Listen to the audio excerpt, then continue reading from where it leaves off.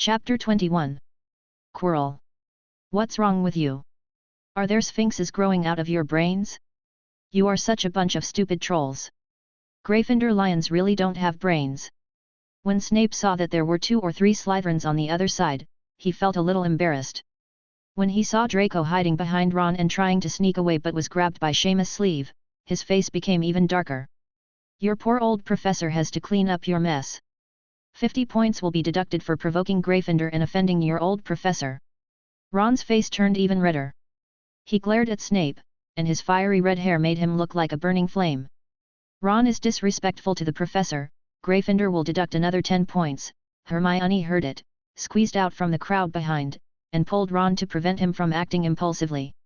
Snape saw it with sharp eyes, heard the news, hurried over to Professor McGonagall, and said reluctantly, Slytherin acted impulsively, deduct 10 points. And you? He glanced around and saw this group of brainless little monsters. He was deeply worried about the future of the British wizarding world. In the quiet environment, the little girl blowing leaves on the table is more conspicuous. Ravenclaw is disrespectful to teachers, 10 points will be deducted. Snape deducted points quickly as if he had caught something, and before she left the table, his saliva flew out and touched everyone next to the professor. All of you will be put in detention every weekend for 2 months. The professor pursed his lips in satisfaction when he heard the wailing. He turned around and saw Harry looking at the people around him with a gloating look.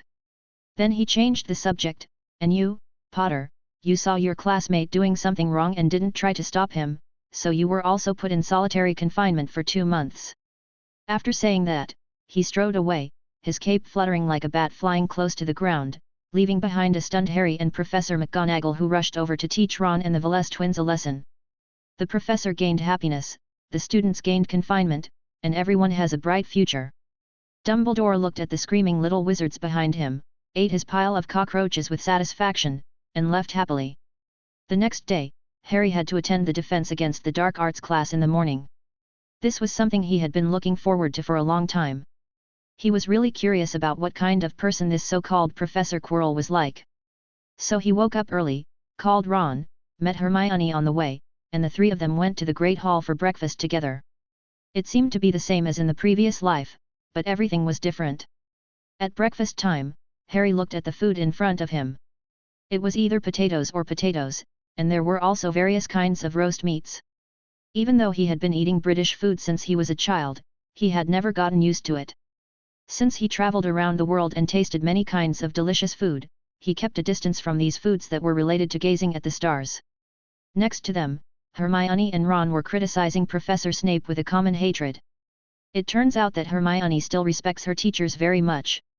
Ever since the bat added her to the detention list, Hermione has looked at Snape as if his nose is not a nose and his eyes are not eyes. His sudden behavior disrupted her plans and shortened her study time. Hermione was a person with plans, and once something disrupted her plans, she would become extremely irritable. Harry divided half of his thoughts, listening with one ear, and used the other half to communicate with Malfoy in his mind. In just a short while, he had discussed with Malfoy how to find the boy. However, with Harry's knowledge, years of travel, and his exploration of magic with Dumbledore in recent years, how could he have no clue about this kind of magic and be confused? Could it be ancient magic? At this level, Dumbledore couldn't understand it. Harry thought of the strange door and the golden pendant again. What? A pendant? When did he have one? His thoughts were swallowed up again. Harry struggled hard, but it was no use. The ferret in his mind looked at the stubborn boy helplessly. What was going on? Why was he here again? It wouldn't be good for him to know too much. There's something wrong with me. There's something wrong with this system. There's something wrong with this world. After Harry had this thought, the dying ferret in his head sat up in shock and found that the entire glass screen was flashing red, demanding that Harry be killed.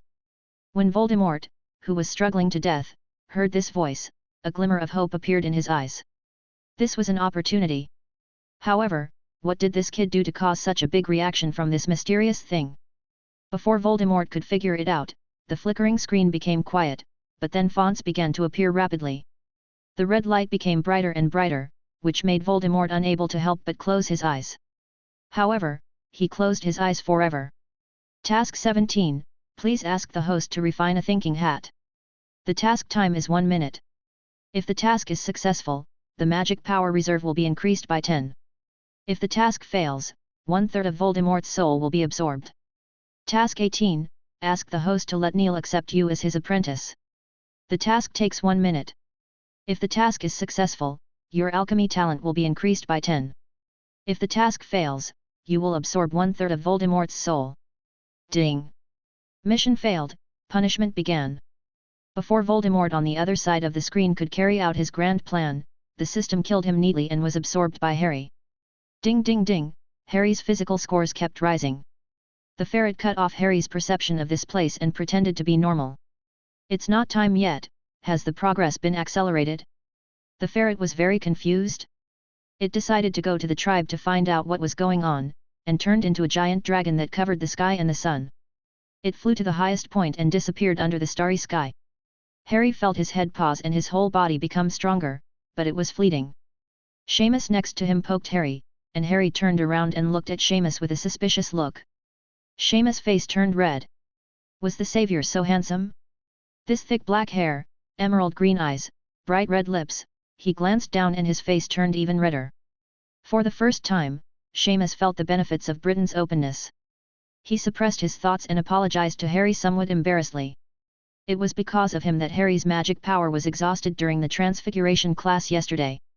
Being from a wizard family, he knew that a little wizard would cause harm to his body if he used magic excessively.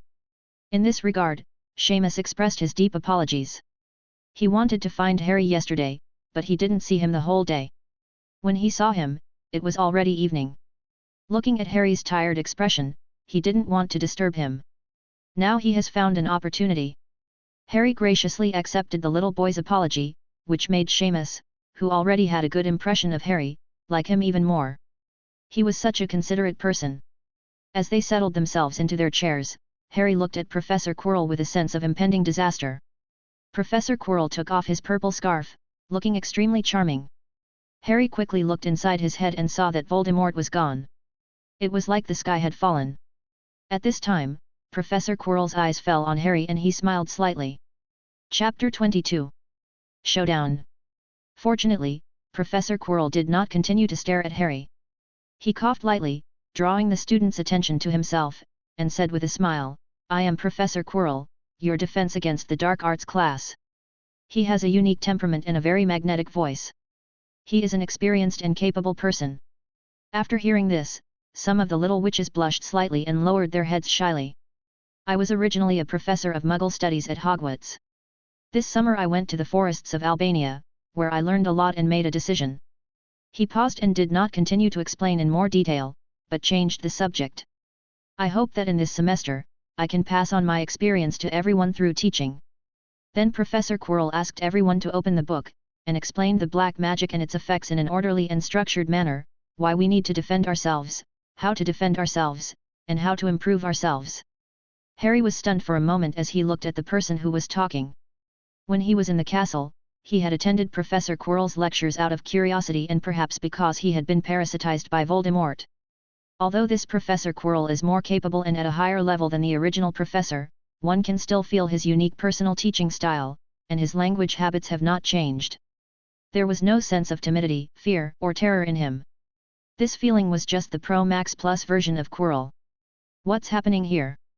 Ron, who was standing by, also stared in horror at the professor who looked gentle and knowledgeable. This was completely different from what he had seen in novels, but then he felt relieved. If this is a fan fiction, it would be easy to explain. Then, Ron remembered the scene that night when Harry and Professor Quirrell walked together in the corridor. If not, Harry had also stayed in the castle before, and he and Professor Quirrell had a close relationship, which would be easy to understand. Ron moved closer to Harry. Seeing that the get-out of class was about to end, Harry let down his guard and began to think about what to eat for lunch. Unexpectedly, Professor Quirrell caught him off guard. I, the professor, have given everyone a goal. One of the goals has already been accomplished by a student here. Quirrell's eyes were fixed on Harry, and the students around him also followed the professor's gaze and turned their attention to him. Harry felt as if a thorn in his back was attached and felt uncomfortable all over. He quickly stood up. Ron beside him looked at him with sympathy. Is this the treatment of being a protagonist? It would be better for him to be an ordinary supporting role. Hermione felt a little uncomfortable. Although the professor asked a lot of questions, she couldn't help but think that this professor liked to ask and answer questions by himself. Why did he call Harry up? She could do the same. Quirrell seemed pleased with his tact and did not continue speaking, but just asked him to stand on the podium. I heard that Mr. Harry used his armor to save some students in yesterday's transfiguration class. Quirrell said with a smile. Hearing this, Harry became alert. He didn't know what Quirrell was up to. Then I will use the Expelliarmus spell next. Professor Quirrell turned to Harry and said, and you will use the armor protection spell.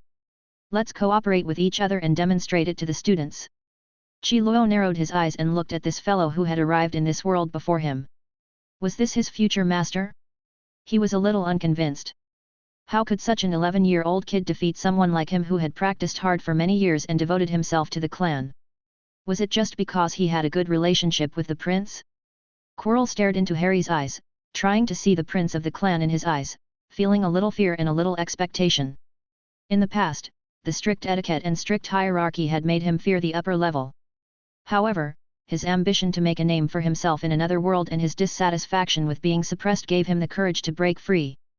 Quirrell wanted to make Harry suffer a loss in front of his classmates and make him look bad, so as to vent his anger, but when he saw the child who was so much shorter than him, he felt a little contempt in his heart. Expelliarmus.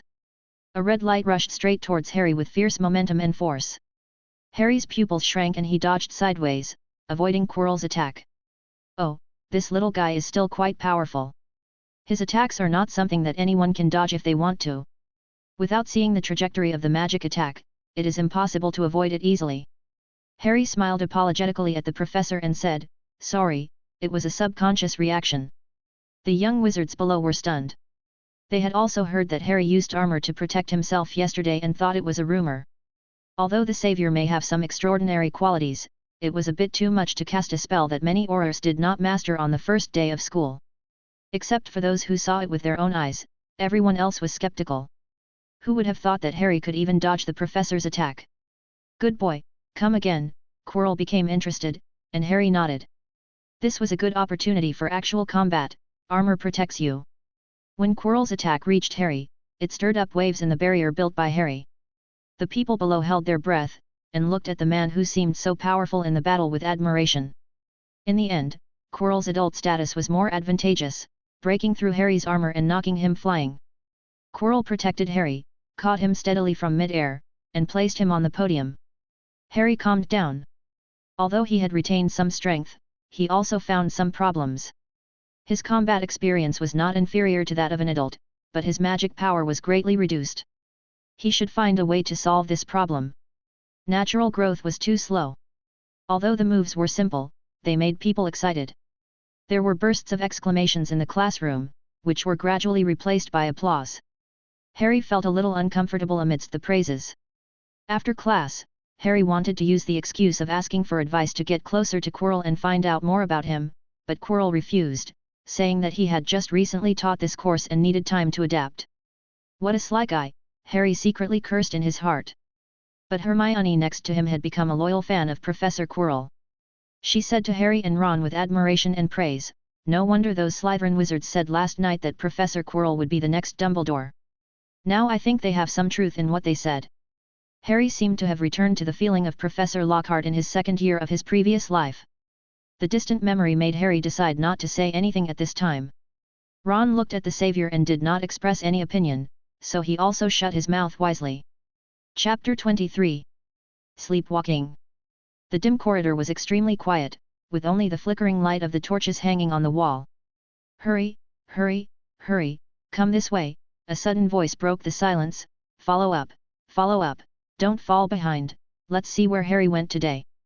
The voice came from a little boy with red hair, and behind him was a brown head. A little further back, there was a chubby little boy with brown hair, like a moving chocolate. Ron looked into the distance and saw a dark figure looming at the end of the corridor. "Hurry up, it's too late." He had no time to greet Neville who was falling behind. Relying on his experience from the last tracking, he quietly followed Harry. What about Harry at this moment?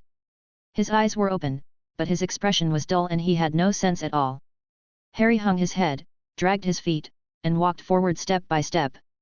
No one knew where his destination was. Filch's kitten ran over, and when it saw Harry, it meowed non-stop. Harry seemed to have regained consciousness and hid himself with a disillusionment charm. Just when Meow Meow was wondering why the person in front of it suddenly disappeared, a few particularly conspicuous figures in the distance attracted its attention. Its small head could not contain such a big doubt, so Meow Meow ran forward. Suddenly, 3 people appeared. Filch rushed out. He saw the 3 students who were taking a night walk, and his eyes were full of surprise and joy. "Which college are you from? I'm going to catch you!" Filch shouted. Ron and the other 2 saw this and immediately ran away. "Why can't we do it tonight?" Ron was a little disappointed. He scratched his messy red hair and pulled Seamus, who was running at the back. He couldn't fall behind. "Where does Harry go every night? Ron is so damn curious." He asked him during the day, but he said he didn't go anywhere at night. How could this be possible? But there was no time to worry about that now. Being caught by Filch was no joking matter. After they rushed back to the Gryffindor dormitory, Hermione was sitting on the sofa. The dancing flames inside shone on her body. Her pursed lips, tense cheeks, and folded arms all showed that she was on the verge of exploding. This was not good. Ron was roaring in his heart, but he looked obedient and submissive like a cowardly little wife. In front of Hermione, although he was no longer the same Ron, when facing Hermione, he always felt that the Dean was standing in front of him. After Filch left, Harry did not remove the disillusionment charm on his body. He continued to walk forward, walked to the stairs, and went down and down, as if there was no end. On a late autumn night, the temperature dropped sharply. Harry, wearing a thin wizard robe, walked into the cold basement. He shook his body unconsciously, as if he was a little cold. But there was still no consciousness in the emerald eyes. Knock, knock, knock. Harry knocked on the door and opened it without waiting for the person inside to respond. There were rows of cabinets in the room, which contained all kinds of magical herbs. There was also a crucible that was bubbling with dark red liquid, and the gas on it was spiraling up, with colorful colors flashing from time to time. This was a real pot of perfect quality medicine. "Oh, why are you here?" Snape originally heard the footsteps outside the door, with his wand in hand, keeping alert at all times. But when he saw Harry pushing the door open, he let down his guard. "Gryffindor is out at night, deduct points." Snape was just about to laugh at Harry, who had a brain like a troll, for deliberately going out at night into the office of his arch-enemy Gryffindor and deducting points from the house. But he soon discovered that something was wrong with Harry. His eyes were dull, his movements were stiff, and he was mumbling something in a very low voice, as if he was under the Imperious curse. When he thought of this, his expression froze. Who on earth was so bold as to attack Harry again? Snape took a closer look at Harry's condition. This was somewhat different from the Imperious curse. This was more like sleepwalking. You must be kidding, but this guess made him let go of the screws in his heart and have the idea of revenge. It was Harry's fault that he made an old professor like him worry so much. He remembered a few years ago. How long ago was it? Harry seemed to have done the same thing before. The last time he did it, he had not yet been assigned to a college. This time, evil smile. Snape continued with his previous thoughts, but because of the possibility he had just thought of, he showed some mercy. "Well, Gryffindor, students are out at night, deduct 25 points." Snape looked at the little Harry in front of him with satisfaction. Not bad, not bad. He was originally worried about Harry's talent. Slytherin's chances of winning the House Cup this year might be in jeopardy, but now. Harry was still mumbling under his breath, and occasionally, "I'm sorry, please don't die" or something like that floated into his ears. Snape couldn't quite hear what Harry was saying, so he leaned in to hear what the brat was up to. Unexpectedly, when he got closer, Harry grabbed Snape's hand. Snape struggled and pretended to let go, but did not let go. "This is Lily's son," his emerald green eyes staring at Snape's nose. Snape was motionless, he was frozen in place. This stinky Potter, the older he got, the more he looked like Lily, the past, the heavy love, the guilt of killing his lover, the unconscious Harry. Finally, this double agent who had always maintained a cold face let down the wall he had built for many years. He wanted to see what Harry did. Harry stretched out his hand under Snape's nose. Snape looked at the finger under his nose and frowned in disgust. Now he regretted it a little. He shouldn't have been soft-hearted. Curiosity finally won out. When Harry felt a warm current, his dull green eyes seemed to recover a little. Harry put his hand on Snape's neck again and pressed it. The fresh, vibrant life, the vigorous vitality under his palms, the warm skin, made Harry's eyes suddenly filled with tears, and those tears could not withstand the strong gravity, and fell straight down, hitting Harry's wizard robes and the floor of Snape's office heavily. Really, he was still alive, this was not a dream, he was standing there, blood was no longer oozing from his neck, he was still mocking him in that familiar tone, he was still deducting Gryffindor house points as usual. Hey! Points deducted. Harry suddenly woke up. Harry stared into Snape's dark eyes and wondered if using a forgetfulness spell on the professor was a feasible option. He smiled ingratiatingly, trying to arouse the professor's sympathy, and Harry blinked his eyes. This was the first time in his life that he acted cute. But the professor didn't give me face. From now on, you will come to my place for detention every Monday night. The smile moved from Harry's face to the professor's face. Chapter 24. Allegiance. Dumbledore sat in a chair, listening to Snape in front of him telling what Harry had done last night.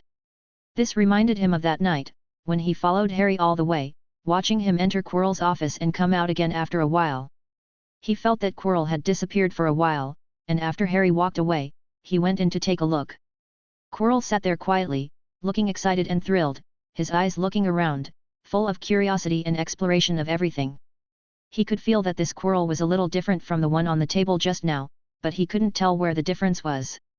Well, that is, Voldemort was gone, where would he go? He tried a few times and found that he could answer questions about the past fluently.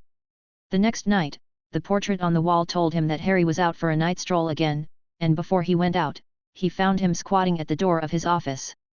Dumbledore looked down at Harry, who had huddled himself into a ball, a look he had never seen since he was 9 years old, when his magical powers had gone haywire and Dumbledore had taken him to Hogwarts. Harry seemed to have everything under control, he was calm, resilient, strong, brave and wise. He did not look like a 9-year-old child at all, but rather like a qualified savior. Although Harry is full of mysteries, he dares to sign an unbreakable contract with him. Although he doesn't understand, why does Harry do this? Is it related to the answer to the mystery around him? What's wrong? Harry, is there something you want to talk to me about so late at night? Dumbledore asked. Harry, who was curled up in a ball and shivering in the cold autumn wind, saw this scene and cast a warming spell. Harry seemed to feel that there was someone standing in front of him, with a dull look in his eyes, stiff movements, but tears streaming down his face. Dumbledore looked at Harry in front of him and was stunned. Are you listening to me? Could it be that our old headmaster is already familiar with what has happened? Snape's voice pulled Dumbledore out of his past thoughts. I can hear you, Dumbledore smiled a little embarrassedly, then picked up a lemon snowman and stuffed it into his mouth. Dippet on the wall behind him showed a look of disapproval. No wonder some people called him Old B. Doesn't he drink enough toothache medicine every day? You continue to pay attention to Harry. Dumbledore didn't say anything more. He waved his hand to indicate that he could leave. Snape wanted to say more, but seeing Dumbledore's expression, he angrily threw his robe and strode out of the office. Knock knock knock, Professor, can I come in? Come in. When Harry returned to the Defense Against the Dark Arts professor's office after a few days, he felt extremely complicated. He confirmed that Voldemort had disappeared, and at the same time, the little ferret that had accompanied him for many years also disappeared. The usually shiny glass wall turned grey, the runes of that world became blurred, and the starry sky above was blocked by something unknown. He felt that the power in his body did not retreat, but became extremely strong, which made him very panicked, but also relieved. After all, it was not a good thing to be able to suck the people around him into his mind at any time. Harry walked into the office and looked at Quirrell sitting in the chair, full of doubts. What did he call him to the office now? Quirrell looked at Harry who came in, his lips tightly pursed, his expression firm, as if he had made some kind of decision.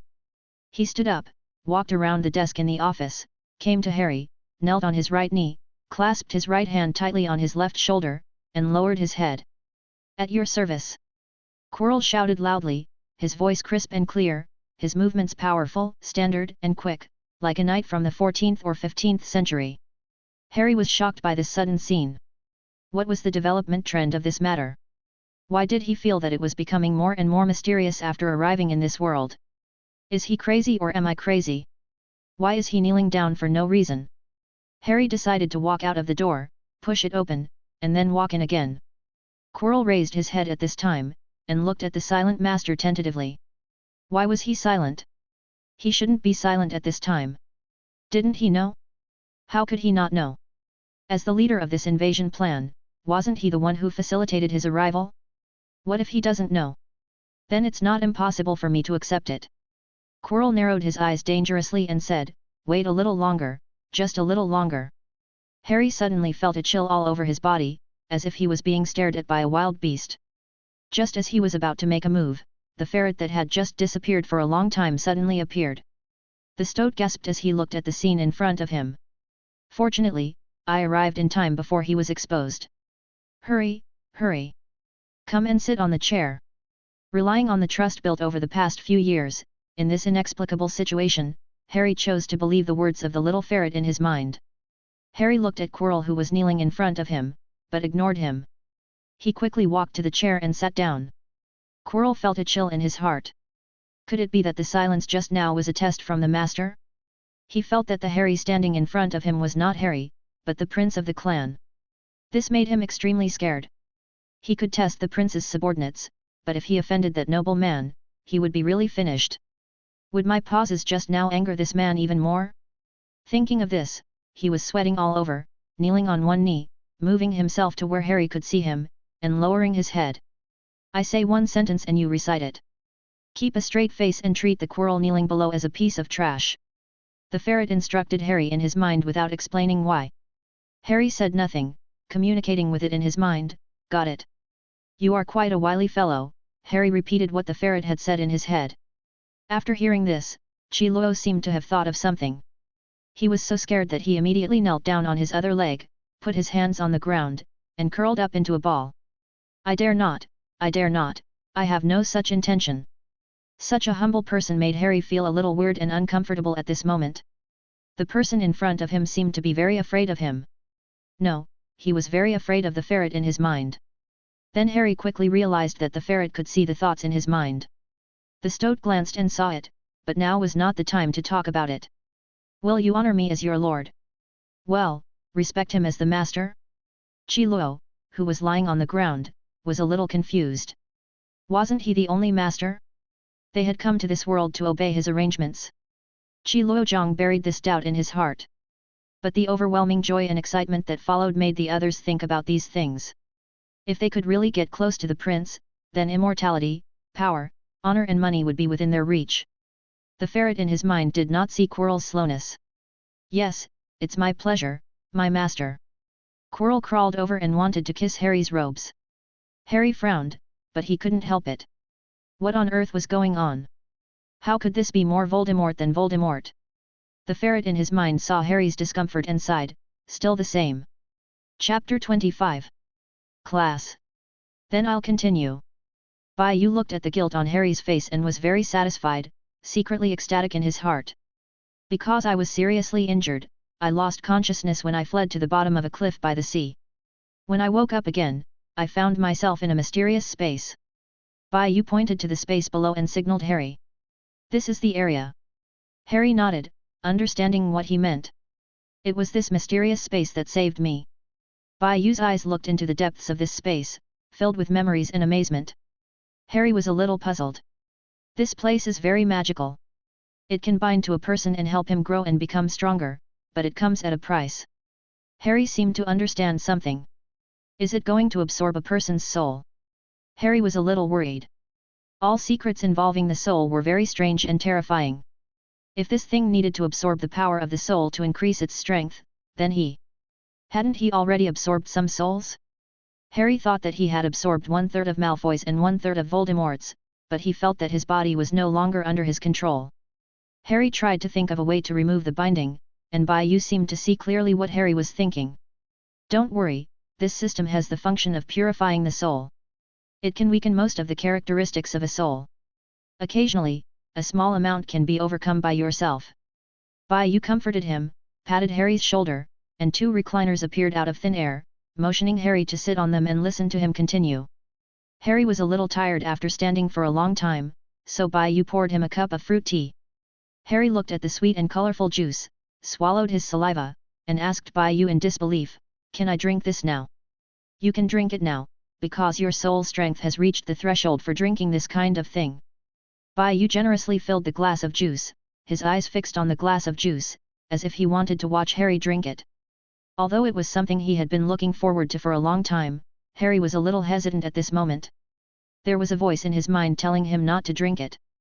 Bai looked at Harry, who hadn't made any move, narrowed his eyes, and instantly changed his expression. He asked with a dissatisfied tone, "You were clamoring to drink, but now you don't want to drink anymore. Are you kidding me?" Harry smiled good-naturedly, changed the subject, and said, "Go on, I want to listen now. Don't rush to drink, take your time." Bai knew that Harry still wouldn't drink the juice, so he didn't continue to pester him. He continued to explain to Harry along the same topic. The soul is the most untouchable thing in this world, unless you are desperate. Any great wizard who has plans and ideas for his future will never touch this thing in his body. I also know this, so those so-called absorptions are just excuses to scare you to continue to complete the task. What about the increase in power I feel? Harry felt that this was a little hard to explain. Oh, that's the system's own power. Why can you only absorb one a year? It's because the system can only give you so much power a year. Bai looked at Harry's increasingly serious expression with a little anger, stood up in fear, and walked back. "Come here." Harry took a deep breath and stroked his chest with his hand. "I promise not to hit you, really." Bai smiled cautiously but just didn't come over. "Then what is your purpose in binding me?" This was the thing Harry could not understand the most so far. This incident was also an accident. Bai looked at him. "When I first arrived at this space, I was not familiar with the entire system, and I didn't know which button to press, and I was transported to another world, the world you are in. I fell into a vast snowy mountain and was absorbed by an ancient gate. Then I was forced into a deep sleep for a while. Until one day you walked into that gate, I was unconsciously attracted to you." Bai still seems to be frightened when he thinks about it now.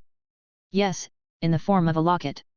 Little wizards gradually poured into the quiet classroom, breaking the silence and pulling Harry out of the depths of consciousness. "Harry, why are you here? Aren't you going to class?" A charming voice awakened Harry's consciousness. Harry looked up and saw a handsome face in front of him, with thick eyebrows, big eyes, clear features, and a gentle temperament. He was like a jade with restrained temperament and hidden talent. It was Cedric. "Wait, class." An alarm bell suddenly rang in Harry's heart, ding, and Harry trembled all over. "Thank you, senior. I'll come back to thank you someday with a gift." Cedric felt a little amused when he saw Harry jumping up and running away. "Hey? What's that running over there?" Cedric's classmate just came into the classroom and saw a black thing running out, stirring up dust on the ground, choking him so much that he quickly covered his nose. Cedric smiled helplessly, sat down, and opened the book. "Nothing, just a kid with amnesia." The blue sky, 1 or 2 white clouds drifted lazily, and there were some birds flying in groups in the clear sky, including sparrows, eagles, and a fat Scottish chicken with a round face holding a letter W. On the wide playground, the green lawn stretches as far as the eye can see.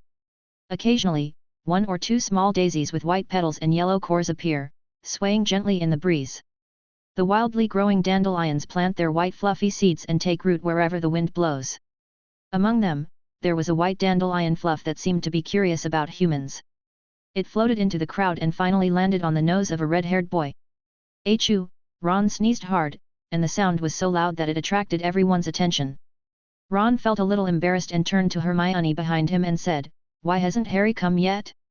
Doesn't Professor Quirrell know that he has classes this afternoon? He didn't even have lunch." Ron felt sorry for his good brother.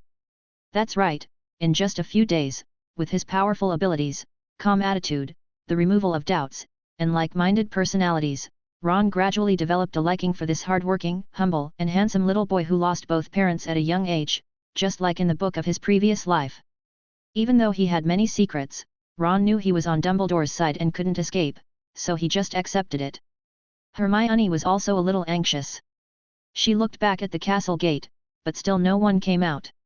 Hermione felt that Professor Quirrell was not that kind of person. Being late would result in deduction of points. How sad Harry would be if he missed the first flying lesson. At this time, there was also a little boy in the team who was looking eagerly. "Hey, what are you looking at?" Pansy patted Malfoy, wanting to communicate with him. Looking at the handsome little boy, with his high nose bridge and platinum blonde hair, if you get closer, you can smell a faint woody scent. Chapter 26. Flying. When Malfoy wasn't paying attention, Pansy gradually approached, looking at Draco, who was silent but didn't refuse. Her cheeks flushed slightly, and she clenched the corner of her clothes a little shyly. She glanced at the jealous girls around her with a smug look, and became even more complacent.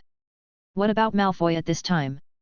Before Wednesday, he found that the ability to speak in Harry's mind was somewhat malfunctioning, which made him a little worried, but when lunchtime came, he saw Harry sitting at the long table of Gryffindor and breathed a sigh of relief. He had been looking for a chance to tell Harry about this, and the flying lesson was a good opportunity, but until now, why hadn't Harry come?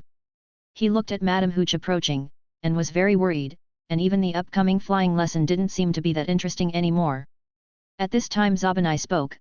"Oh, our Master Malfoy is so handsome now." Zabanai looked at Pansy, who was leaning next to Malfoy, and glanced around. The little girls around all had their eyes on this young master, and they seemed extremely dissatisfied. Malfoy recovered and glanced at Zabanai. The distant memories gradually surfaced. Zabanai really wanted to slap himself in the face. Why was he so rude again? Wasn't the previous lesson enough? This is what he recalled. A few years ago, overnight, this young Master Malfoy seemed to have undergone an amazing change. Although it was a little strange, no one dared to say anything, thinking that it was just because of his good family education. In a small circle of pure-blood families, he became the leader. In the past, he relied on family power, and some people were dissatisfied. But after being taught a lesson a few times, everyone was convinced and respected Malfoy. We will begin calling the roll now, starting with Slytherin House. Madame Hooch, who had neatly short hair, stood in front of a group of young wizards with a serious expression and began to call the roll in crisp and clear sentences.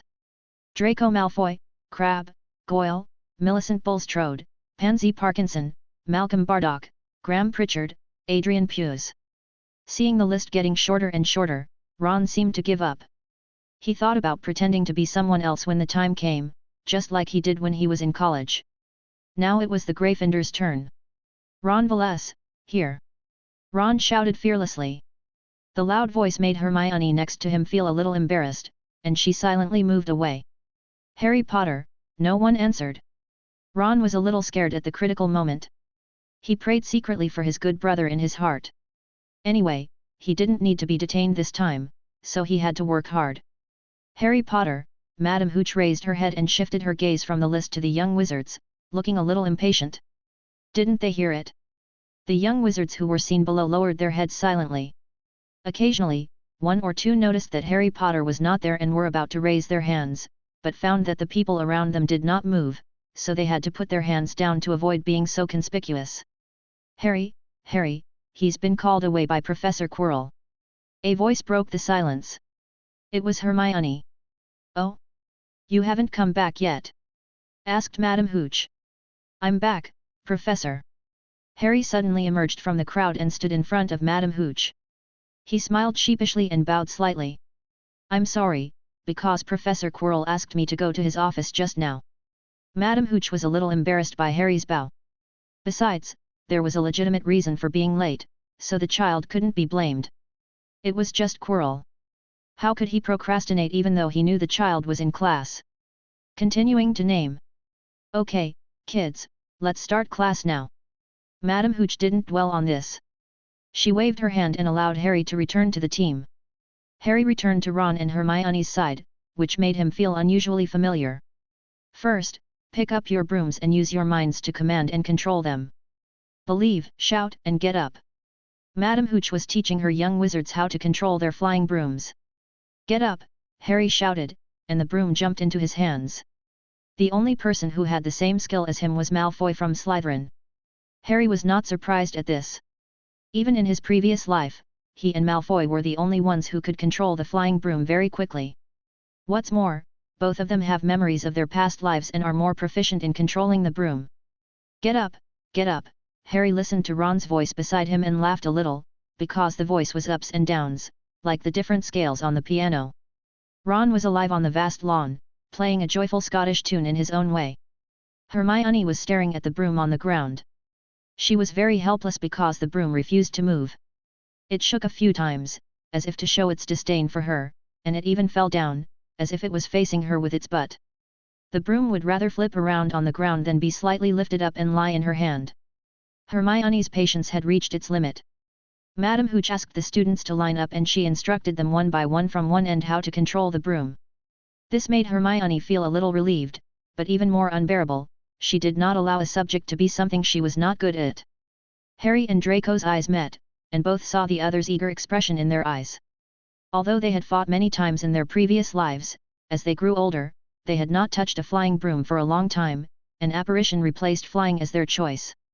The two of them rose to the sky in tacit understanding, and when Madame Hooch saw them, she immediately told them to come down. But soon she had no time to care about these things, because Neville somehow flew up to the sky just like in his previous life, leaving behind his classmates and teachers who were like ants on the ground. Unlike Harry and Draco, Neville seemed unable to control his broom, while the latter could keep the broom steadily in the sky, while he flew around in the sky like a skyrocketing monkey, leaving behind a long string of screams. Come down quickly, keep steady. Hold on to the broom handle in front of you. Madame Hooch shouted loudly. Poor Neville was suspended in the air, his body swaying on the broomstick, and the whistling wind around him made him even more scared. Looking down, he saw only small black dots of his classmates. The castle became a huge grey round cookie in his eyes. He could even see the giant hand of the octopus in the lake not far away, reaching into the deep mountains. Listening to Neville's screams, Harry, who was riding on the flying broom, felt a little bit reluctant, and he remembered what happened in his previous life. Harry glanced at Draco, and then flew into the sky. Everything around him gradually became smaller and farther away during his high-speed flight. Even the discussions below gradually disappeared. All he could see was Neville struggling in the sky. Malfoy followed. The group of people below looked at the three people flying high in the sky with panic in their eyes. Chapter 27. Rescue. Don't you think there's something going on between them? Did Harry Potter and Malfoy know each other before? Not abandoned his previous attitude of ignoring everything and turned to ask Pansy who might know something. I don't know either. Pansy's eyes were full of admiration as she looked at Draco flying into the sky. Originally, it might have been just because of the family influence, but now she was a little moved by this boy, and the black-haired Harry next to him was automatically ignored by her. What level? Compared with my little dragon. Nott was turned away, and he kept his mouth shut, thinking to himself. He turned his head and glanced at the upper levels of the castle, as if he wanted to see someone through the wall. Did Lucius really allow it? Or was he sure that Voldemort was dead? Malfoy and Dumbledore had joined forces, but he hadn't heard any news about it. At this moment, Zabinai seemed to see what Nott was thinking. Of course you don't know, they should have a good relationship. He put his elbow on Nott's shoulder. Nott frowned, but because he wanted to know the answer urgently, he endured it. They came to school in the same carriage. He threw a thunderbolt in Nott's heart. Hey? How come I didn't know? Nott asked in shock. It seems like many people saw it. Zabinai didn't care. Someone on the train announced that Harry had arrived, and they accurately stated their location. He shrugged. Many people saw Harry and Draco sitting together. Nott found that he seemed to be making a fuss. Is this really okay? As far as he knows, the mysterious man should not be dead. Isn't Lucius afraid? This is someone else's business. Why should he worry? He curled his lips and returned to his usual indifference. For the pure-blood families, supporting Muggles creates a natural opposition to them. Although he also knows that some of Malfoy's industries are in the Muggle world, after all, he has not made it public, so they acquiesce. It seems I have to write a letter to tell my father, Nott thought. The air currents at high altitudes made Harry's wizard robe rustle, and the bangs covering his forehead were blown up, revealing his lightning-like scar and a pair of bright and determined eyes. Not far away, Neville was already shaky, and the broom suddenly rushed towards the tower, about to press him against the wall. Harry sped up and came to Neville, and Draco took a shortcut and also came to a nearby place. He thought of some scenes from his previous life, Neville hanging on a branch with the red tower in the background. The two looked at each other, and Draco was surprised to find that Harry was actually speaking in his mind. "Little dragon, you can help Neville when the time comes." Draco curled his lips to show that he understood. The wind blew Draco's smooth hair, and the little boy, who finally stopped using hairspray, showed the spirited and high-spirited look that he should have at this age. At this moment, it seemed as if all the experiences of the previous life had turned into floating clouds, floating in the sky, and could no longer disturb this young man in this mortal world. People will eventually be troubled throughout their lives by the things that they could not obtain when they were young. As he grew up, Draco reflected on his behavior in his youth. Was the pursuit of power, honor and strength really what he wanted? After the Battle of Hogwarts, he only hoped that his family would be safe.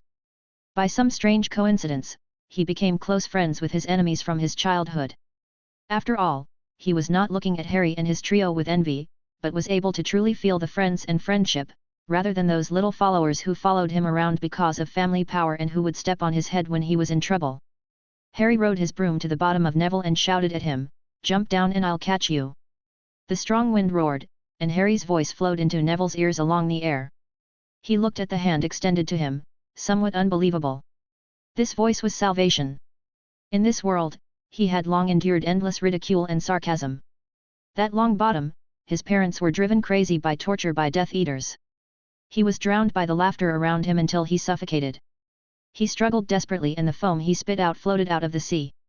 Some people saw it but just thought it was just little fish in the sea playing cutely.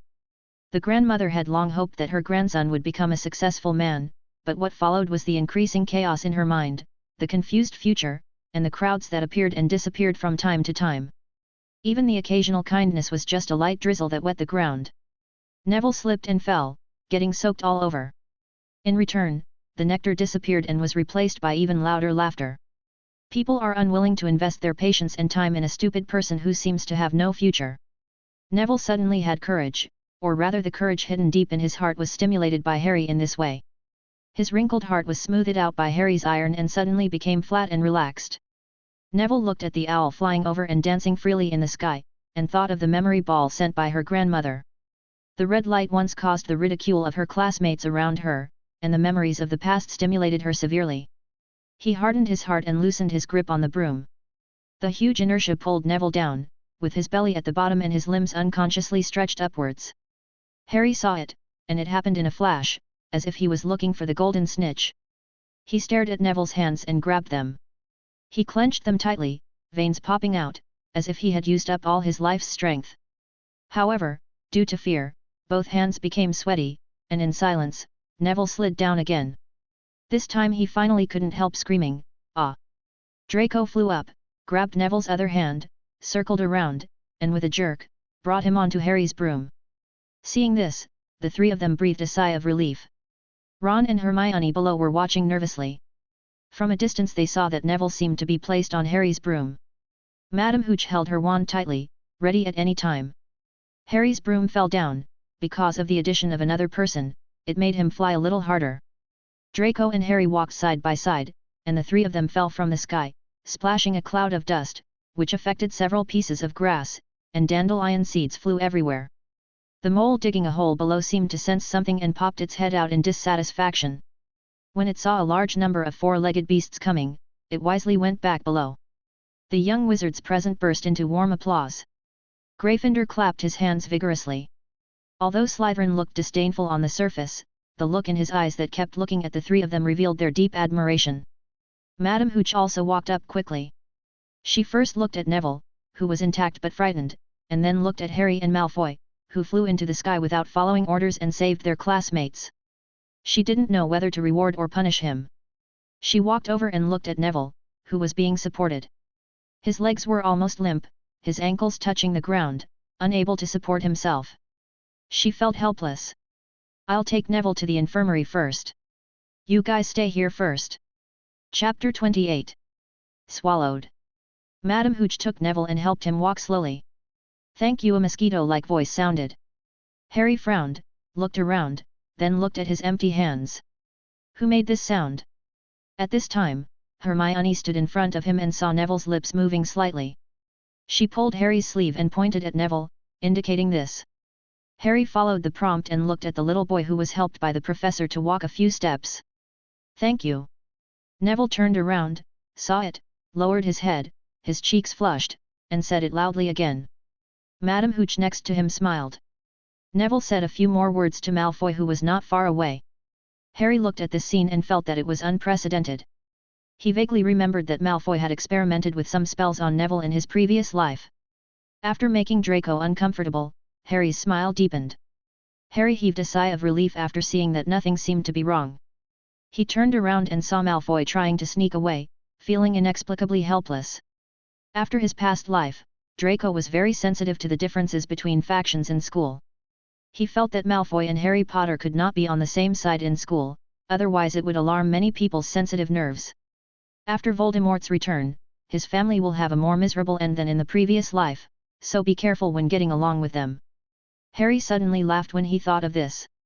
He didn't know if it was because his IQ had increased, or because Draco had experienced something that put his mind elsewhere. They had already taken a carriage together to Hogwarts and behaved very friendly in front of everyone. He thought of the day when he invited Draco to go to Hogwarts with him. Draco seemed extremely happy.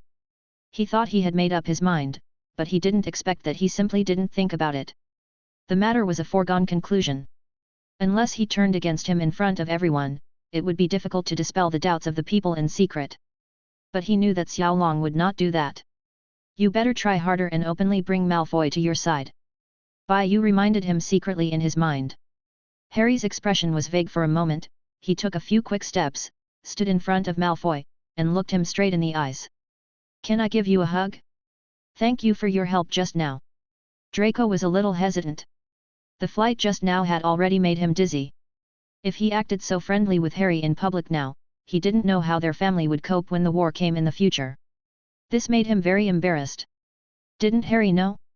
Why did he have to act this way? For the first time since Malfoy's rebirth, Harry felt a little strange about this. In the end, family had the upper hand. Malfoy put his family first from beginning to end. Even though this was the hug he had longed for, he still wanted to refuse. By this time, he seemed to realize that something was wrong with him.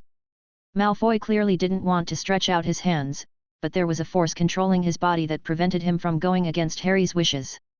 He smiled, revealing his white teeth, which contrasted with his platinum hair. Pansy next to him looked at Draco like this. Although she knew it was a bit strange, the person hugging was Harry Potter after all. As long as there was profit, there would never be a shortage of Malfoy. Ron didn't feel anything strange. If this was a Deha fanfiction, everything would make perfect sense. Hermione watched all this with a smile. In the British Empire, a slightly deviant orientation didn't seem to be unacceptable. Only Simo frowned as he watched this scene. When he opened his mouth to say something, he closed it again. Zabanai didn't care about any of this at all. He looked at a beautiful girl next to him with admiration in his eyes. Everyone understood Malfoy's actions from their own standpoints, except Malfoy himself. He felt that he was being controlled, not only physically but also mentally. After all these years, it seemed like he had finally woken up. Although he had some feelings for Harry, that was only because he saved him from the fire and let bygones be bygones. Malfoy, who put profit above all else, had many businesses to remedy after he became an adult, adapt to the turmoil in the Ministry of Magic, and gain a foothold in the reorganized forces. He didn't know why he went to Harry's old house for no apparent reason at such a busy time. Moreover, in the past few years, he has always followed Harry's consciousness and has not considered what will happen to his family in the future.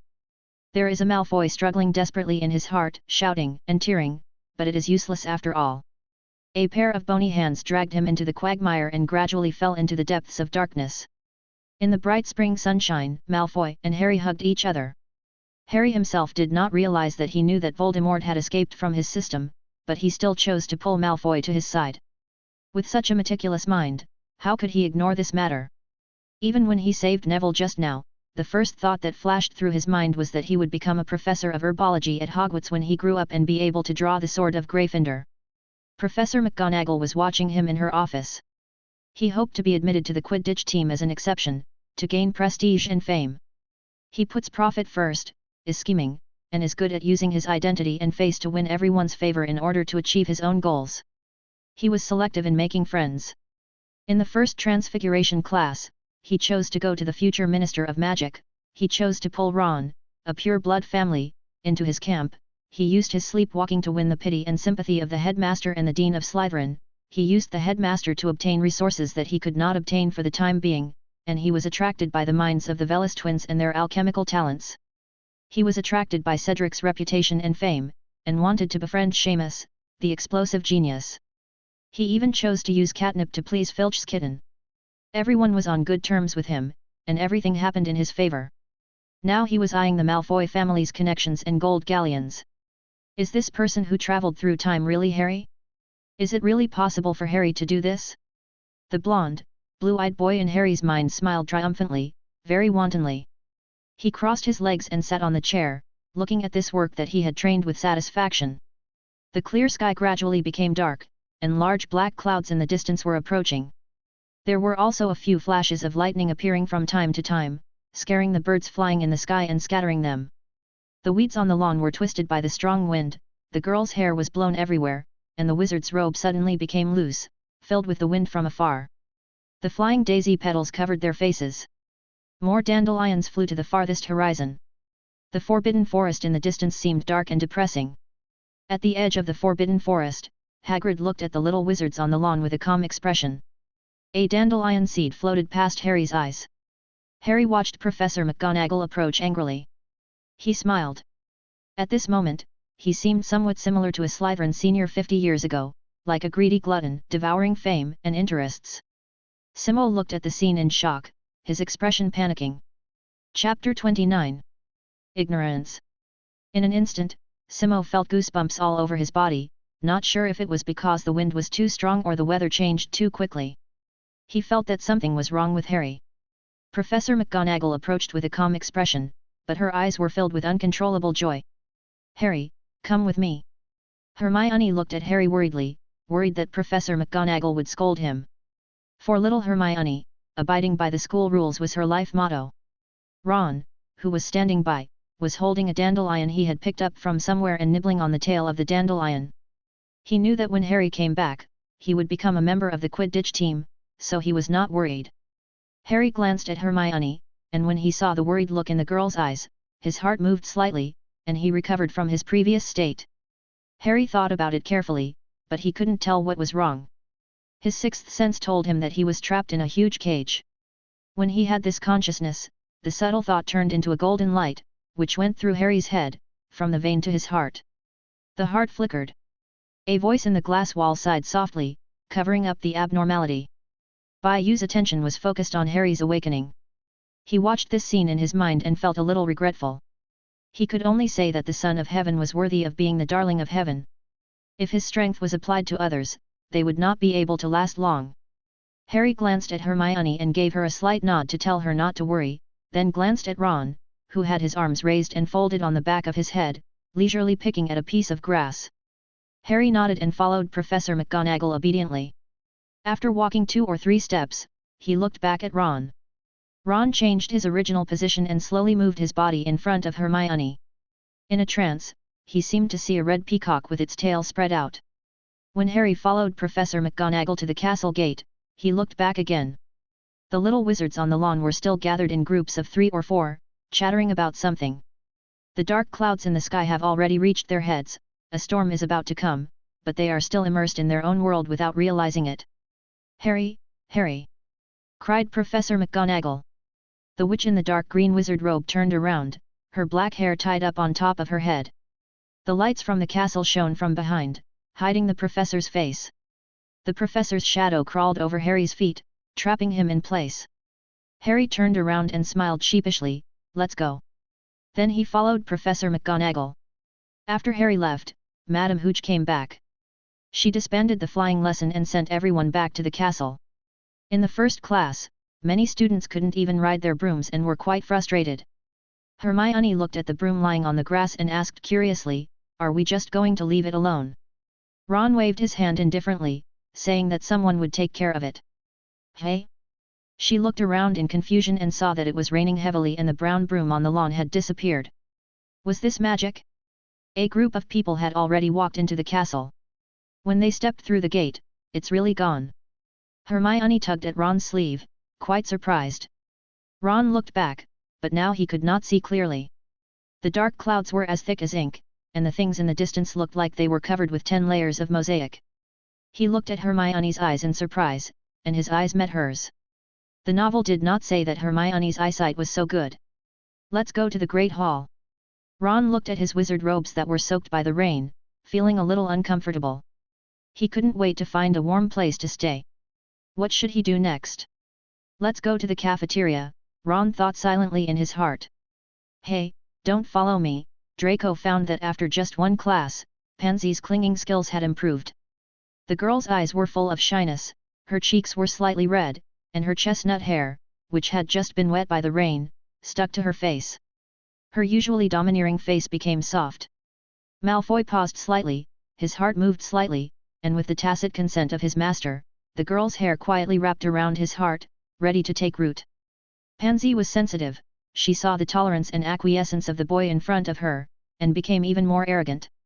Pansy gently pulled Malfoy's sleeve, as if testing him, and in the noisy crowd, she felt her fingertips become extremely hot, burning from her arm to her face.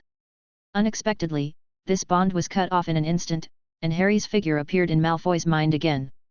He was like a possessed man, and suddenly felt that the girl who was emitting soft light just now had become hideous. Get out! Malfoy frowned, grabbed Pansy by the sleeve, and yelled at him, losing all his dignity. This roar attracted the attention of everyone. They all looked at the two people, looked at the two parties pulling each other, and whispered to each other as if they understood something. Pansy suddenly felt extremely ashamed and angry, her eyes were bloodshot, and crystal tears burst out. She stamped her feet, covered her face with her wide sleeves, and rushed out, bumping into many people in the middle, and disappeared in the pouring rain. Some people felt relieved, while others sighed. Draco looked at this scene and his heart ached slightly, but he turned around and strode towards the auditorium. On this side, Hermione looked at Ron who had just protected her, her red face suddenly remembered something. She looked at the place where Ron was hit by the girl who suddenly rushed out. Ron felt that the eyes on him were particularly hot, as if they were burning him through. Are you okay? Yeah, not bad. It wasn't a big deal. Two young people who were just beginning to fall in love traveled across the world and tasted the fruits of their youth in this continent full of magic and fantasy. In the dark office, Snape sat slumped in a chair, holding a worn school robe in his left hand, stroking a yellowed piece of letter paper. This professor, who had always been accustomed to shutting off his mind and freezing his emotions, finally couldn't help crying loudly, his body trembling violently, as if he was enduring it, but also as if he was torturing himself. On the worn-out letter paper, there was a line of beautiful handwriting, which read, "Come to the trophy display room at 12 o'clock tonight. I don't believe others. I want to hear it from your own mouth." Chapter 30. Conversation. Snape packed all his clothes into a box, including the old robe. Since Harry would be in detention next Monday, he wanted to train Lily's child well, so he wanted to look for his old notes from his school days. He accidentally found this box and opened it.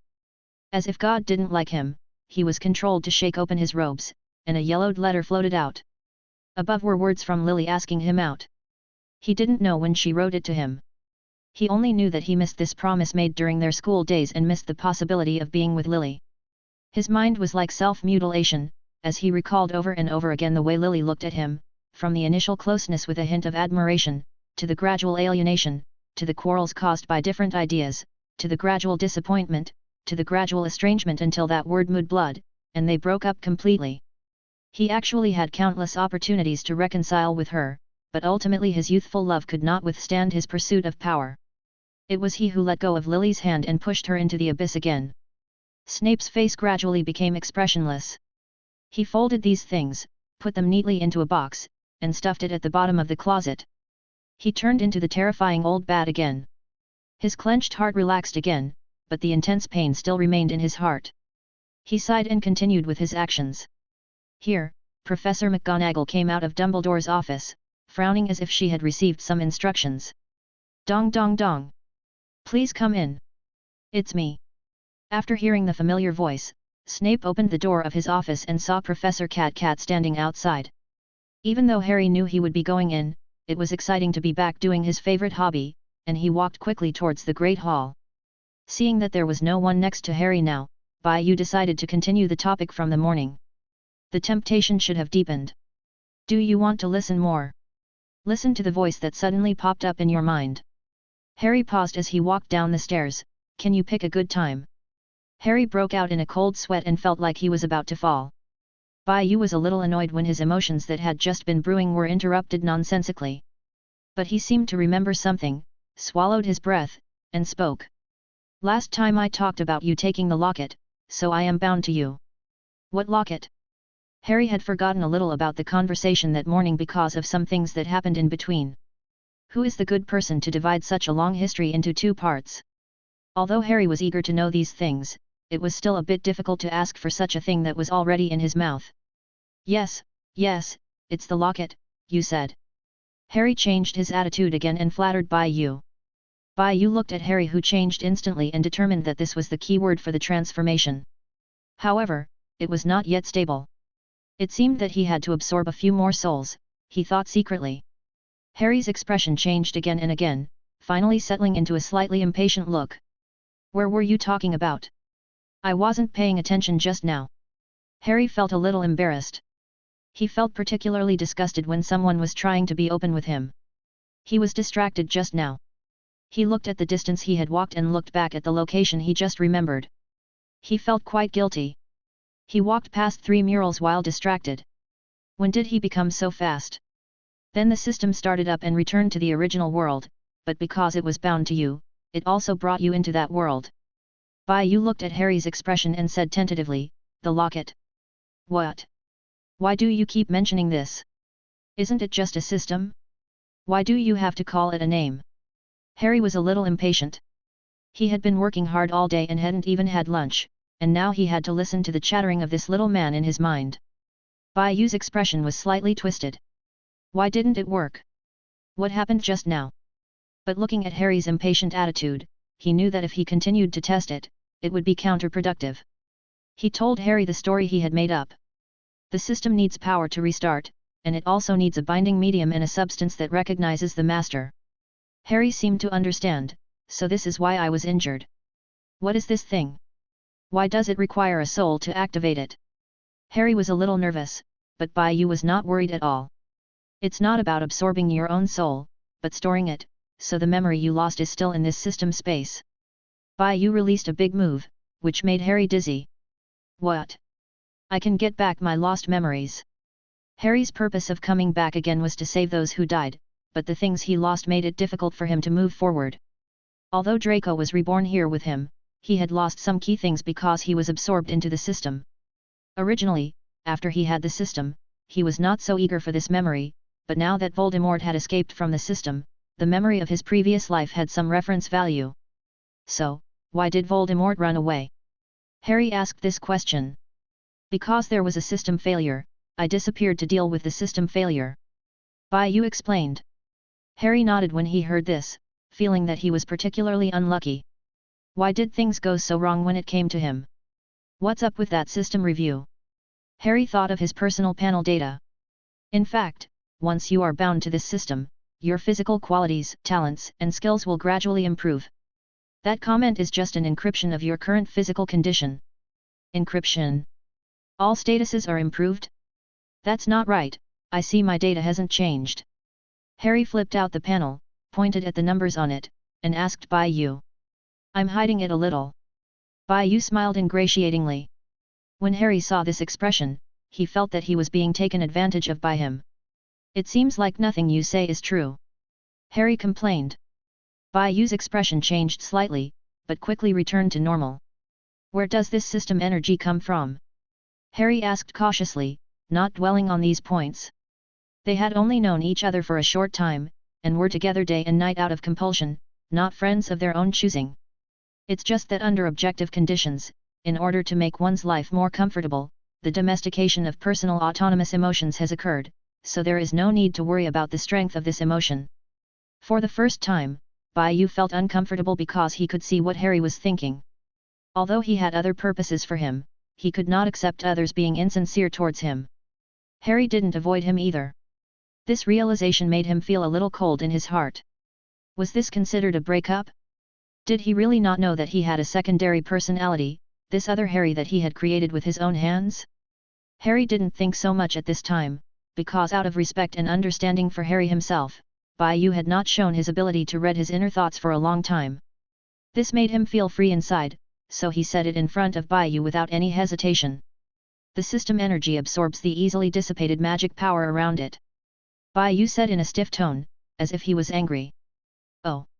Chapter 31. Meeting. Magic is everywhere, but for some reason the concentration of magic varies from place to place, and is also affected by the number of wizards who live there. Yu conjured up a world map out of thin air, with silver substance flowing slowly on it. In the Scottish Highlands of the United Kingdom, which is now Hogwarts, as well as Diagon Alley in London, Paris in France, New York in the United States, Moscow in Russia, the Himalayas in China, and Mount Tai in the central part of China, at first glance, these places have the thickest silver. No, there are two more places. Harry pointed to the two ends of the map, which were the South Pole and the North Pole. The color was so strong that it almost blended with the white color of the map. Why do these two places have such powerful magic? Harry was a little confused. As far as he knew, this should refer to some living animals. Even some humans were just Muggle scientists who came to the Antarctic for scientific research. I don't know either. The North Pole is okay, it might be the site of some ancient wizards. The South Pole has the Antarctic ice wall that stretches for 3,000 kilometers. Yu's eyes wandered and he avoided the topic. Although this place is rich in magical power, the climate is extremely cold. In addition, due to its geographical location, not many wizards are willing to live there. Harry seemed to understand and accepted Yu's statement. There are only a few places in the Muggle world where there are wizards. Wizards absorb magic from the air around them, but they also dissipate magic during their normal actions. As for the British, and even the whole world, it is considered to be one of the best wizarding schools. Hogwarts itself absorbs the magical power from countless wizards. This not only strengthens the defense of the castle itself, but also supplies the people living in this castle. Yu seemed a little envious. He seemed eager to go out and experience it for himself. Hearing this, Harry gradually understood something, but he still felt that there was something wrong with this explanation, and he couldn't tell what was wrong. Harry forgot about the poor Professor Quirrell crawling in front of him, and Yu secretly breathed a sigh of relief. Walking through a dim corridor, Harry looked at the heavy rain outside the window and suddenly wanted to go back to the dormitory, but the rumbling in his stomach reminded him to continue to the auditorium for dinner. Harry walked along a long corridor.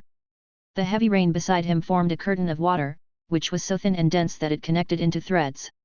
Looking at the faint lights in front of him and listening to the increasingly loud noises, he walked quickly for a few minutes, but unexpectedly, at the corner of the corridor, he saw a girl hugging her body and crying. Harry walked past quickly, but heard the sound getting louder and louder, and on a rainy day, listening to such miserable crying and seeing a girl like this, she really couldn't bear it. He took a step back and walked in front of her. He saw that her wizard robe was wet, her black hair was stuck to her scalp, and she lowered her head like an abandoned cub. Well, Harry cast a warming spell on the girl and dried her clothes, and then he felt a little better. Pansy squatted on the ground. She thought Draco had a change of heart and came to find her, but she heard the voice of a strange boy. It was not right for a noble lady like her to be so embarrassed in front of a stranger. In the noisy rain, she felt the long-lost warmth, and her heart, which had just cooled down, instantly warmed up. She wanted to look up at the boy, but she only saw a figure hurriedly leaving. The boy, with black hair, a thin body, outstanding temperament and a distinguished appearance, strode forward. Many faces flashed through Pansy's mind at once, but she only kept him in her heart. I will definitely repay you, and then find a very good boy and make Malfoy regret it, Pansy swore fiercely in her mind. Entering the castle, the warm light shone on him, and Harry immediately breathed a sigh of relief. He strided over to the Gryffindor table and heard the whispers of many little wizards in the middle. In the flying class, his and Malfoy's heroic deeds had spread to the whole school in a short period of time. Harry inadvertently glanced at the shy eyes of some little witches and the bold gazes of some senior students, feeling a little helpless. Among them, Malfoy's gaze was the most conspicuous, almost scalding him to death. Harry hurriedly sat between Ron and Hermione.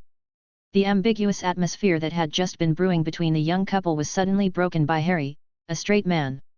Ron was a little disappointed, but Hermione asked Harry with concern, "Professor McGonagall didn't do anything to you, did she?" "No, the professor even let me join the Gryffindor team," Harry said in a low voice. "Wow! The little witch covered her lips and looked at Harry with surprise. "You are awesome." Ron pouted in dissatisfaction, and at the same time felt a little envious. Although he knew that this was the treatment of a savior, he actually wanted to fly into the sky, but unfortunately the flying lessened just now. At 12 o'clock in the middle of the night, the flame was still crackling in the fireplace of the Gryffindor common room, adding some heat to the humid common room and driving away some moisture. A tall and thin figure stood in front of the fireplace, with dull eyes and stiff movements. This was Harry, who was sleepwalking. Ron quietly hid behind the stairs. He must find out what Harry had done tonight. But the strange thing was that Harry stood there staring at the dancing flames, completely motionless. At this moment, Harry's mind was in a state of chaos. "Who are you?"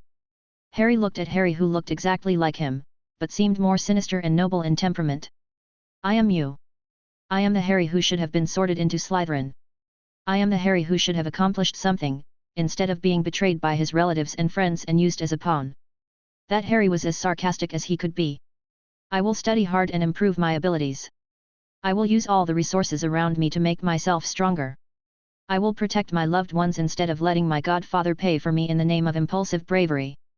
That Harry came up and stood in front of Harry, nose to nose, their two emerald green eyes facing each other. "You are just a fool who has been sold and is still counting money for others." The Harry whispered in Harry's ear. "You." Harry was very angry, but he knew that what this person said was true. Even in his own heart, after going through so much, Harry thought so about himself.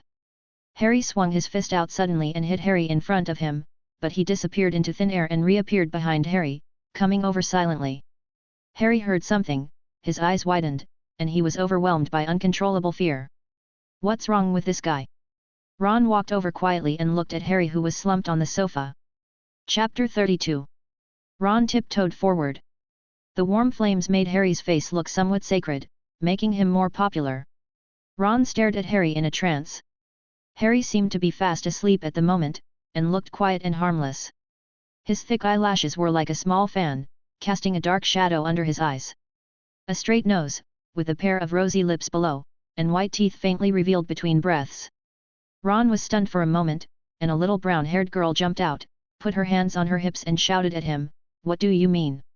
He immediately shuddered and shook his head quickly. "My sexual orientation is female, my sexual orientation is female," he repeated to himself. Then he prepared to carry Harry back to bed. After all, sleeping on the sofa was not a good idea. As for why Harry came out in the middle of the night to look at the burning fireplace, it was up to him.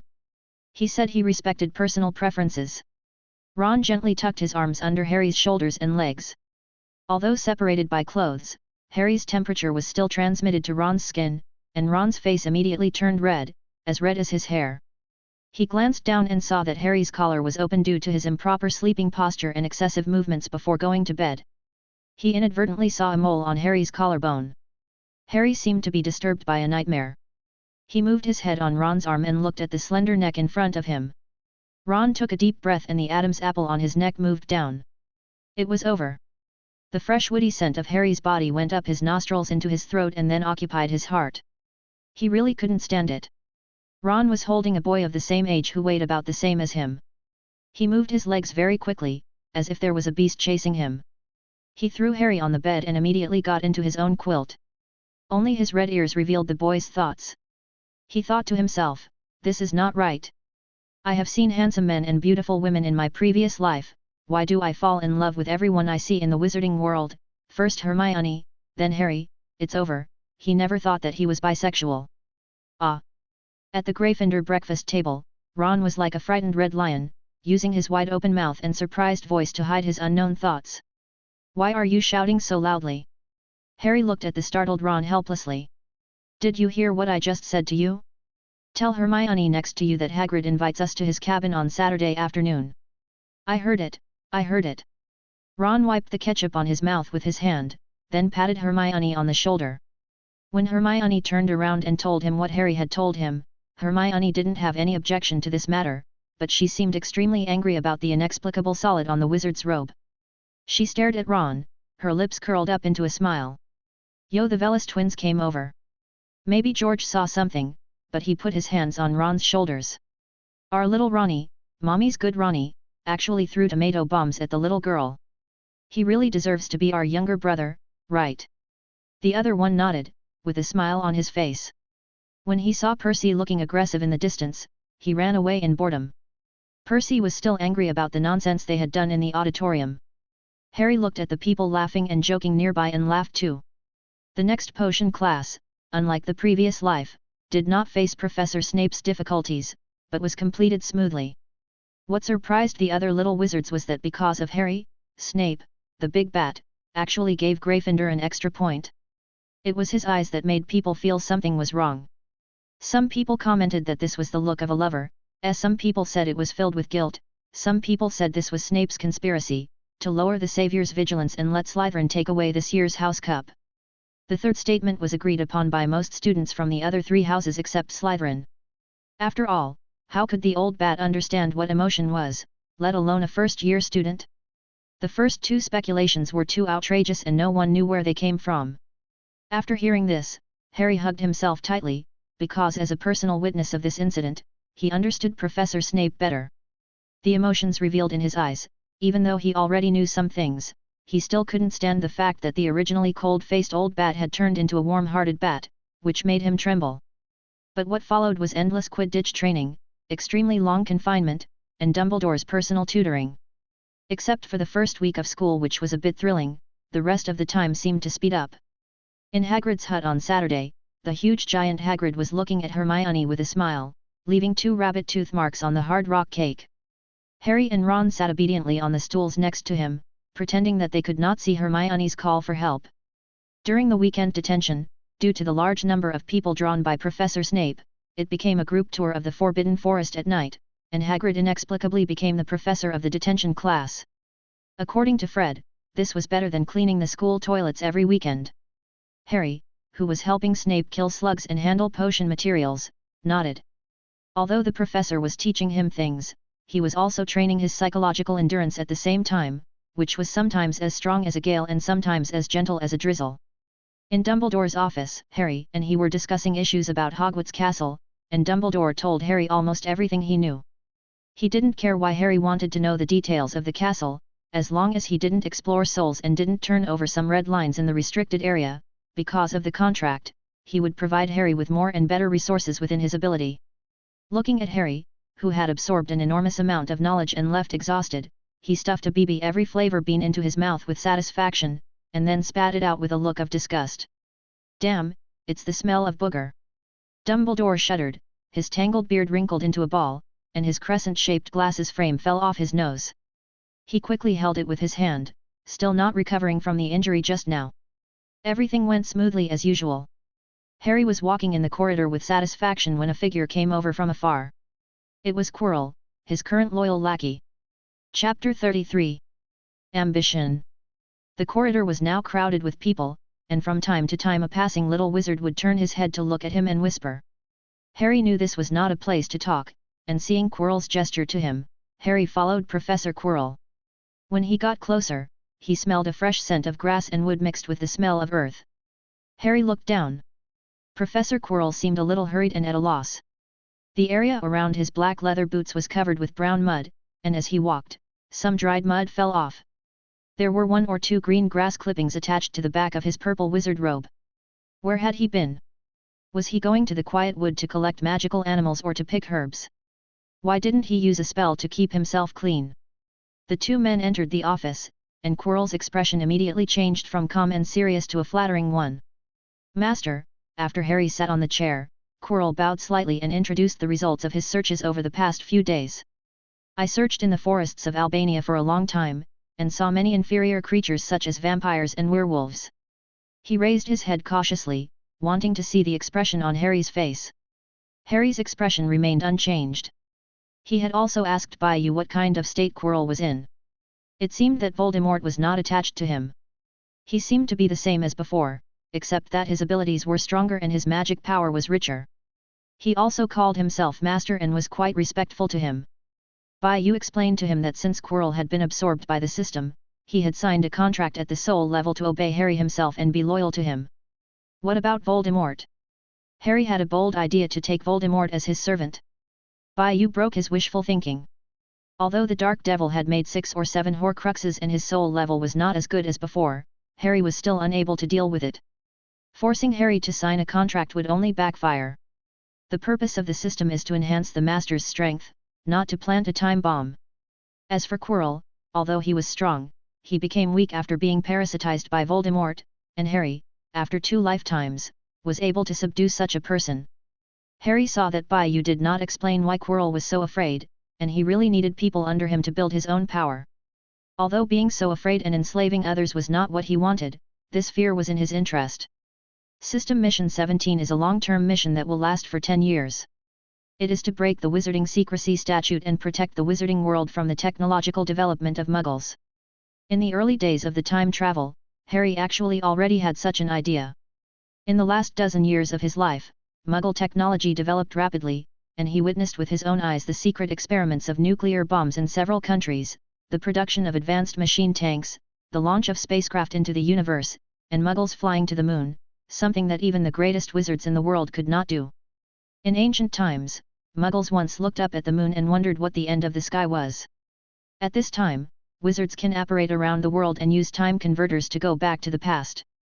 Muggles now have the ability to detect what is outside the Earth, and have the ability to launch what they call satellites to send Muggles to the moon. But wizards can't do that. There are fewer and fewer people who can apparate. Powerful magic is restricted for some reasons. After hundreds of years, magic has not made any progress. Instead, due to the so-called education in schools, it has become only used by wizards. Sooner or later, witches will be discovered, their powers will be suppressed, and the witch hunts carried out by Christians in the 14th and 15th centuries will be repeated, or even worse. The global popularity of the Internet, ubiquitous surveillance cameras, video calls that can connect to both ends of the world in seconds, and a social platform shared by billions of people around the world have made it almost impossible for the wizarding world to hide. In contrast, the wizarding world is self-contained and the purebloods exclude dissidents. As a wizard, when he was young and ignorant, he was just a pawn of powerful wizards to eliminate the Dark Devil, and he did not make full use of his advantages to change the world. In the last dozen years of his growth, although the Dark Lord had been eliminated and he was highly respected by people, the crisis in the wizarding world had not disappeared. The views of most Muggles still remained in the ignorant and foolish image of the last century, and their prejudices were like a mountain. Now he was reborn, and wanted to change the world as much as possible while the wizarding world was still powerful. Dumbledore couldn't die, and Grindelwald couldn't die either. And, Harry thought about it carefully, if possible, he wanted to control Voldemort. Bayou in his mind saw Harry being so ambitious, and he curled his lips. Then he took down a device placed on the glass wall. Harry immediately wilted. What was wrong with me just now? I have never had any ambitions. Why did I suddenly want to step on Dumbledore and beat Voldemort? Harry looked at the person in his mind, who was twiddling his fingers guiltily. Did you do this? Harry was extremely angry. Bayou turned around and was looking at him with a gloating look. Look outside. Harry suddenly felt cold. It seemed that Quirrell had been standing in front of him for a long time. Quirrell opened his mouth to say something, but found that his master was silent. This made him sweat profusely, thinking that he had done something wrong.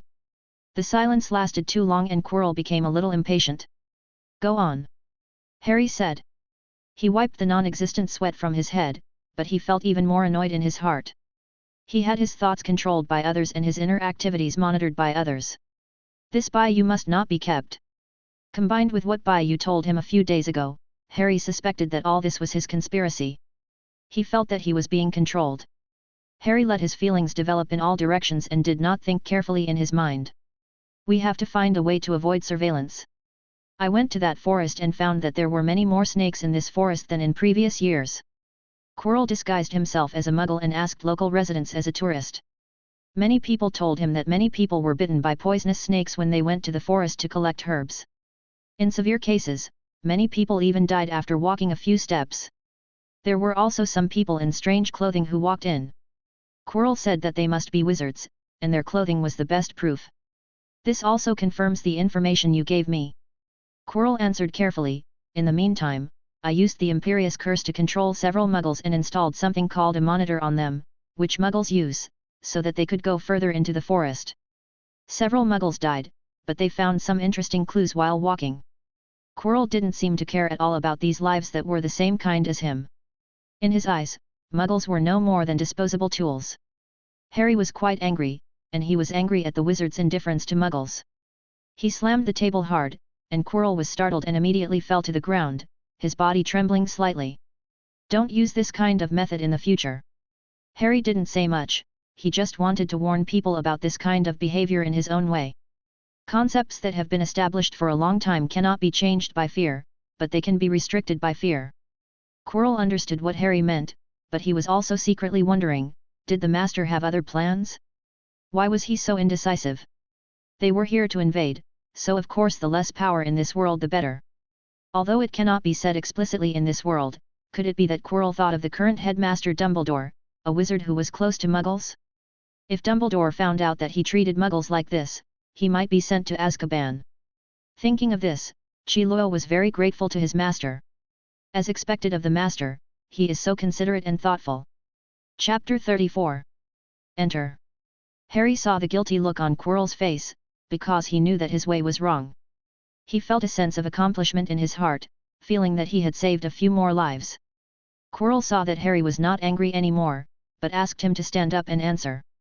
Quirrell continued, "Before the Muggle died, he was eaten by a group of snakes. There was a leader among them, and the surrounding snakes were very afraid of it. It had emerald green scales with black stripes on them, in circles, and its eyes were red." Quirrell took out a desktop computer from his backpack, which instantly struck Harry as a strange thing. After all, the appearance of Muggle technology in the magical world always seemed out of place.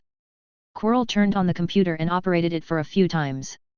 "I used the Imperious Curse to enter the so-called National Technology Laboratory in the Muggle world, browsed their memories, and learned how to operate it." Quirrell clicked on one of the pictures and presented it to Harry as if he was presenting a treasure. When Harry saw the poor quality of the image, he first compared it with his memory of the popular image quality in the 20th century. He was amazed and terrified to find that Muggles had made such rapid progress in just a few years. In the video, groups of snakes were dancing densely and twisting in front of the camera, giving Harry goosebumps. The scarlet tongues kept spraying into the air, and soon the person on the ground could no longer watch. Above the sky, half of it was covered by interlaced branches, and hanging on it was the small snake mentioned by Quirrell, which looked like the one possessed by Voldemort.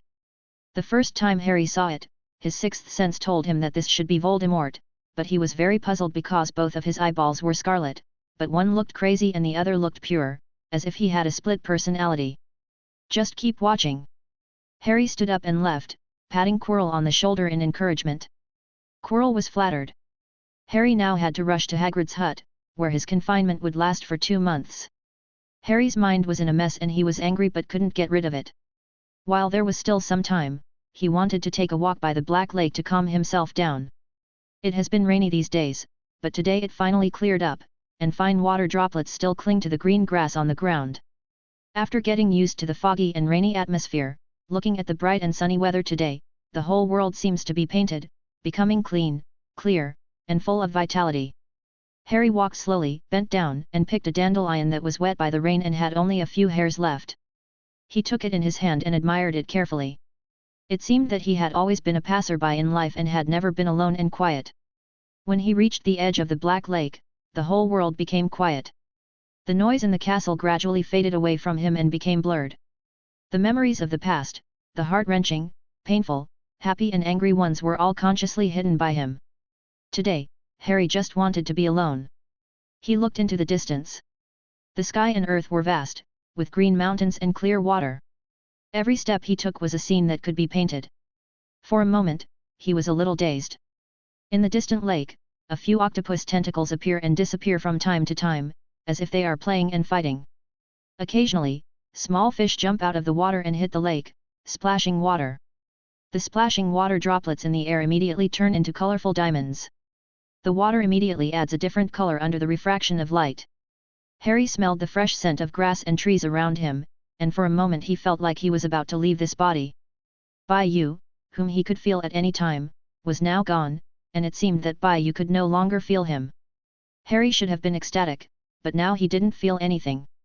He just felt it quietly, as if all these things had nothing to do with him. This world couldn't be fake.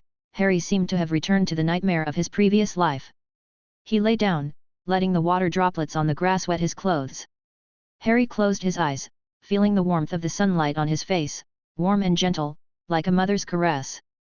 He didn't want to get up for a moment, he just wanted to lie quietly like this.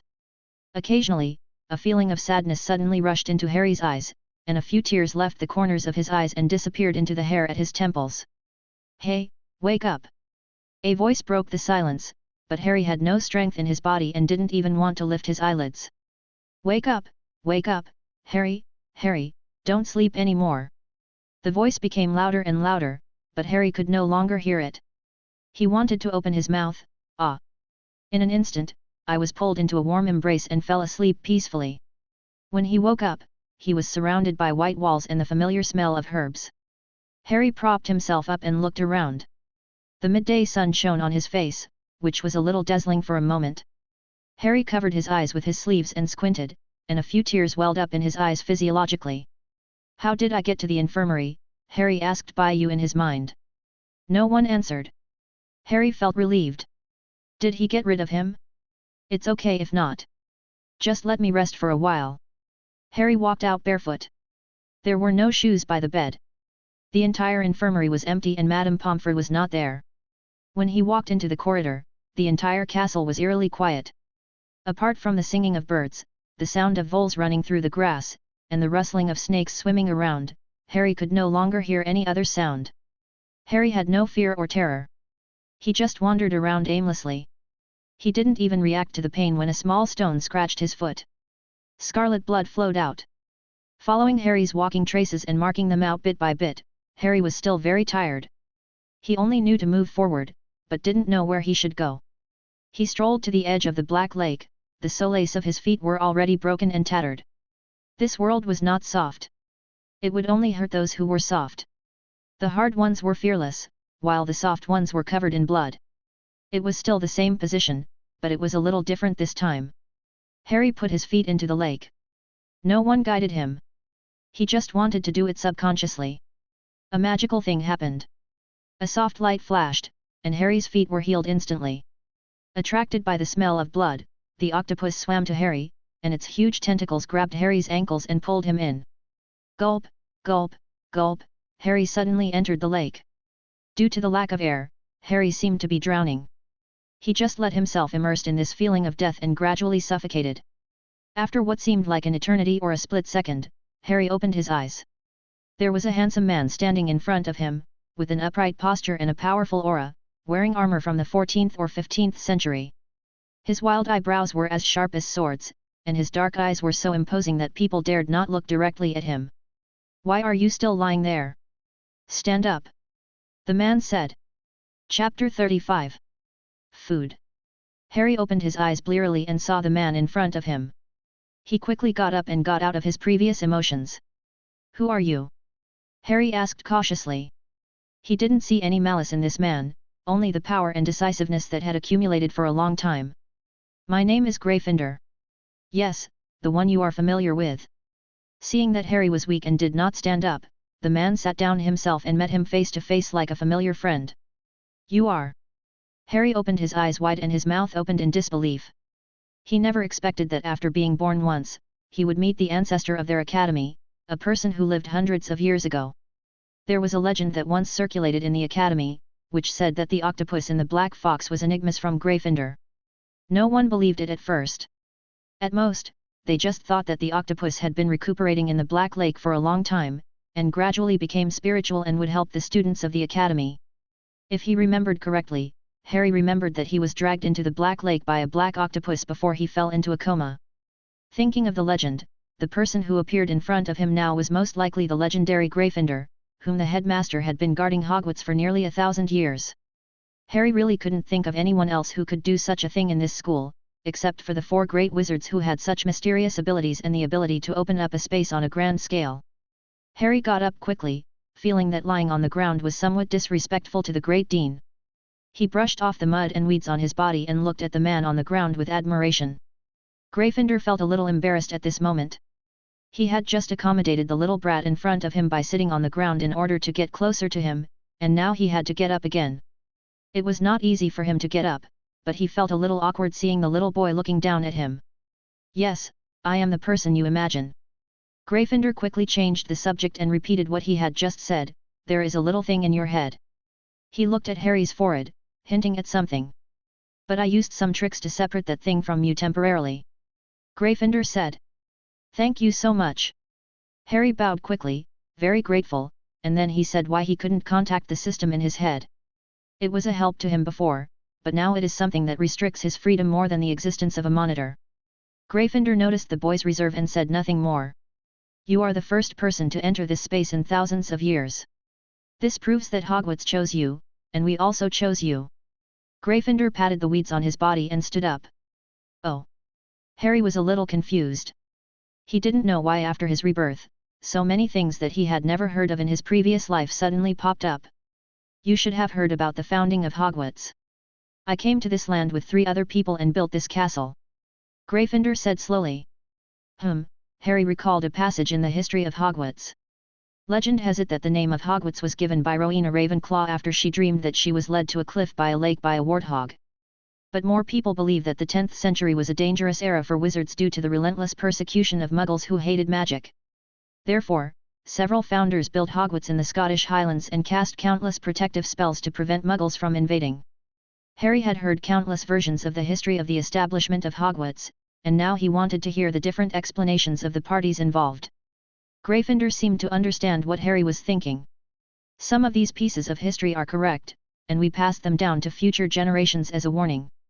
Unfortunately, because they have been passed down for too long, the meanings of many sentences have been distorted, and many warnings have been regarded as myths and legends and are no longer taken seriously. Gryffindor looked somewhat distressed and helpless, yet seemed to be calm as if it was just as expected. Seeing Harry's bewildered face, he smiled bitterly and said, it seems that Rowena is right. We cannot break through the limitations of time to remind people 1,000 years later. So we can only build our own power and give the wizarding world a living force to prevent them from falling into trouble. It seems that they didn't make good use of it, right? Harry touched his head, a little confused. He looked at the man in front of him and wanted to comfort him, but because he was so famous, all he had left was 10 times 10 respect and awe. The motto of Hogwarts, do not disturb a sleeping dragon, actually means just what it says on the tin. Do not disturb a sleeping dragon. Gryffindor spoke faster, seeming very urgent. Harry still didn't understand. He didn't understand why he should be afraid of dragons. He thought about the dragons in his previous life, and then thought about the 12 uses of dragon blood on the chocolate frog slices. He always felt that this dragon was not the current dragon, otherwise it would not be possible to give the 4 great wizards such a strong sense of oppression. We once went to the 2 poles of the earth, wanting to explore the mysteries of this world. Gryffindor paused, but in fact, we discovered a shocking conspiracy, and we were just food kept in captivity. He seemed to have thought of something, as if despite thousands of years of healing, he still could not recover from the shadow of the past. What? Harry was a little bit incredulous. He looked at the man in front of him and wondered if he had a mental problem that caused him to have such an outrageous dream. He could understand Bayu's statement. After all, there was a time converter that ignored time. If traveling between 2 worlds was the function of the treasure, it was beyond his understanding. But if a wizard possesses such powerful magic, can control people's hearts, ignore the limitations of lifespan, break through the blockade of space and stay away from the obstacles of time, such a powerful and magical creature is actually just food for others. This is such an absurd thing, just like someone telling you that a small black, non-toxic ant less than 10 mm long actually gnawed through the entire Earth and destroyed the solar system. Even if it is a Muggle with powerful weapons, the wizards are still considering whether to live in peace with him or perish. Wizards are never afraid of atomic bombs. Even if they want to launch them, they will first blow up the Muggle soil and fight to the death, and perish together.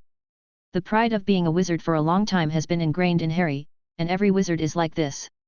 But suddenly someone tells you that it doesn't matter if you have such a powerful power, you are still just someone else's meal. Despite his experience in his previous life and the rationality and thinking of an adult, as well as the careful cultivation of many Aurors and Headmaster Dumbledore this time, Harry couldn't help laughing.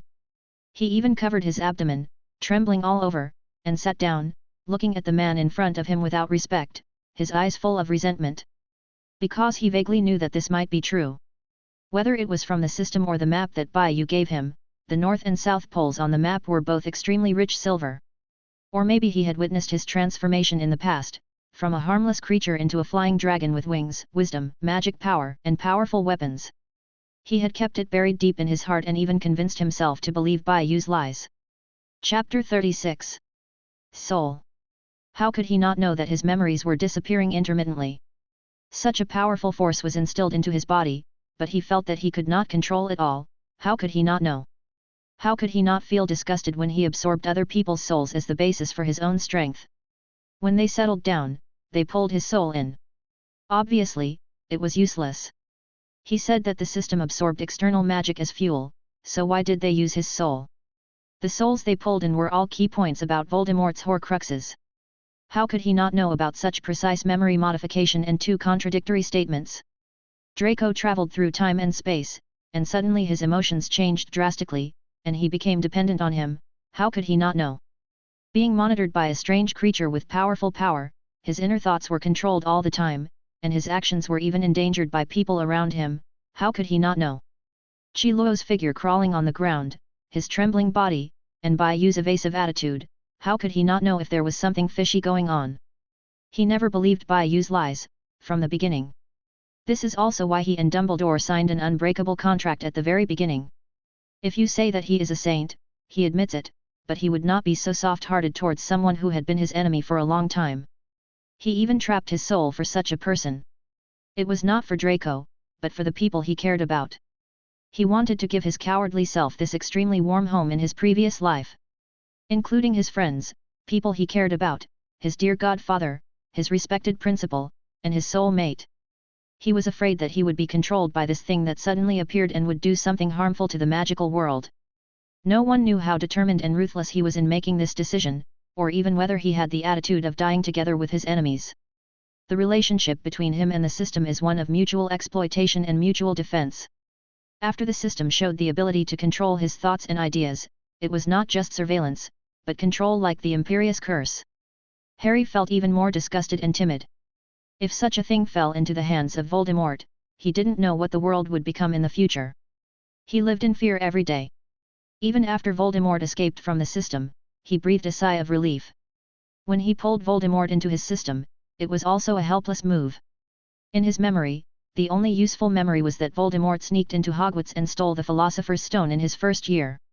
Even though he knew that his soul would become unlike himself after absorbing it, he still made the decision. He even chose a cemetery for himself, in Godric's Hollow. After Bai Yu let down his guard, he tried to extract the secret and drag him down with him. But why? Why?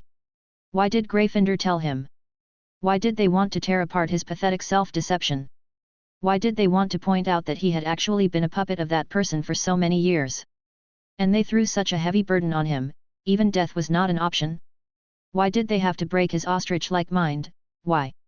It's like being in a nearly built iron wall, one person is awake, and the other is sleeping. Should I wake that person up and face the cruel reality with him, or let him die in his dream? This is a difficult problem, and Harry chose to die in a beautiful dream, carrying his heroic dream with him, escaping from his cowardly mentality, and comforting himself by saying that he had tried his best. When Harry thought of this, his eyes were already filled with bloodshot. He rushed forward and grabbed Gryffindor's neck fiercely with his hands. Gryffindor did not resist. He just looked at the boy in front of him with pity. Anyone who could enter this space must have that thing on him. Being chosen by it is both his luck and misfortune, and the life and death of this world depends on his one thought. Harry's tears flowed down and burst out of his eyes. His body suddenly went limp, his hands drooped, and he fell heavily on the grass. Now I continue. Gryffindor seemed a little cold and inexplicably cruel at this moment. He ignored the earth-shattering anger of the boy in front of him. Because thousands of years ago, everyone who knew the truth was disheartened, and the decline of ancient magic also began from this moment. Only a few people chose to struggle to find a way to survive in this cruel truth. There's no need to say more about what happened during those few days. The establishment of Hogwarts was not only to train wizards, avoid Muggles, pass on our own ideas, and build a refuge for wizards who were persecuted. Gryffindor stared at Harry, grabbed his collar, and forced him to look into his eyes. It was also to wait for you, the destined person, the ray of hope that Ravenclaw mentioned. Looking at Harry's lifeless eyes and cowardly expression, as if he was trying to hide himself in the illusion of the past, Gryffindor felt a little disappointed with him and shook Harry's body fiercely. Don't you understand? We have been planning for this for 1,000 years. Slytherin went to find the truth and never came back. We couldn't persuade him and could only watch him throw himself into the tiger's mouth. Hufflepuff reignited the life of Hogwarts under such a serious situation, allowing it to continue to this day. Ravenclaw, because of seeing these things, predicted that your lifespan would be greatly reduced. In order to wait for this moment, I killed myself and used a powerful soul magic to trap myself in this space created by the four of us, which can block the lives outside. Gryffindor's eyes were slightly red, but he didn't let the tears fall. You. He stretched out his tone and emphasized his words. You need to cheer up. I understand that you are being controlled by that thing now, but there is always room for things to turn around. This space is not monitored by it, you and I can discuss here, and the time is slightly longer than outside. He won't discover you when you go in and out. Harry's eyes brightened and moved in his sockets, as if he had finally come to his senses. Gryffindor's words gave him some confidence. The four great wizards had been planning for a long time, and he was not alone to face these suffocating things. He finally found a ray of light in this gloomy future and could finally be freer. Harry calmed himself down and recovered from his emotional breakdown. He felt a little embarrassed, but he was still upset with Gryffindor and there were some questions he was eager to know. You said he feeds on us? What does that mean?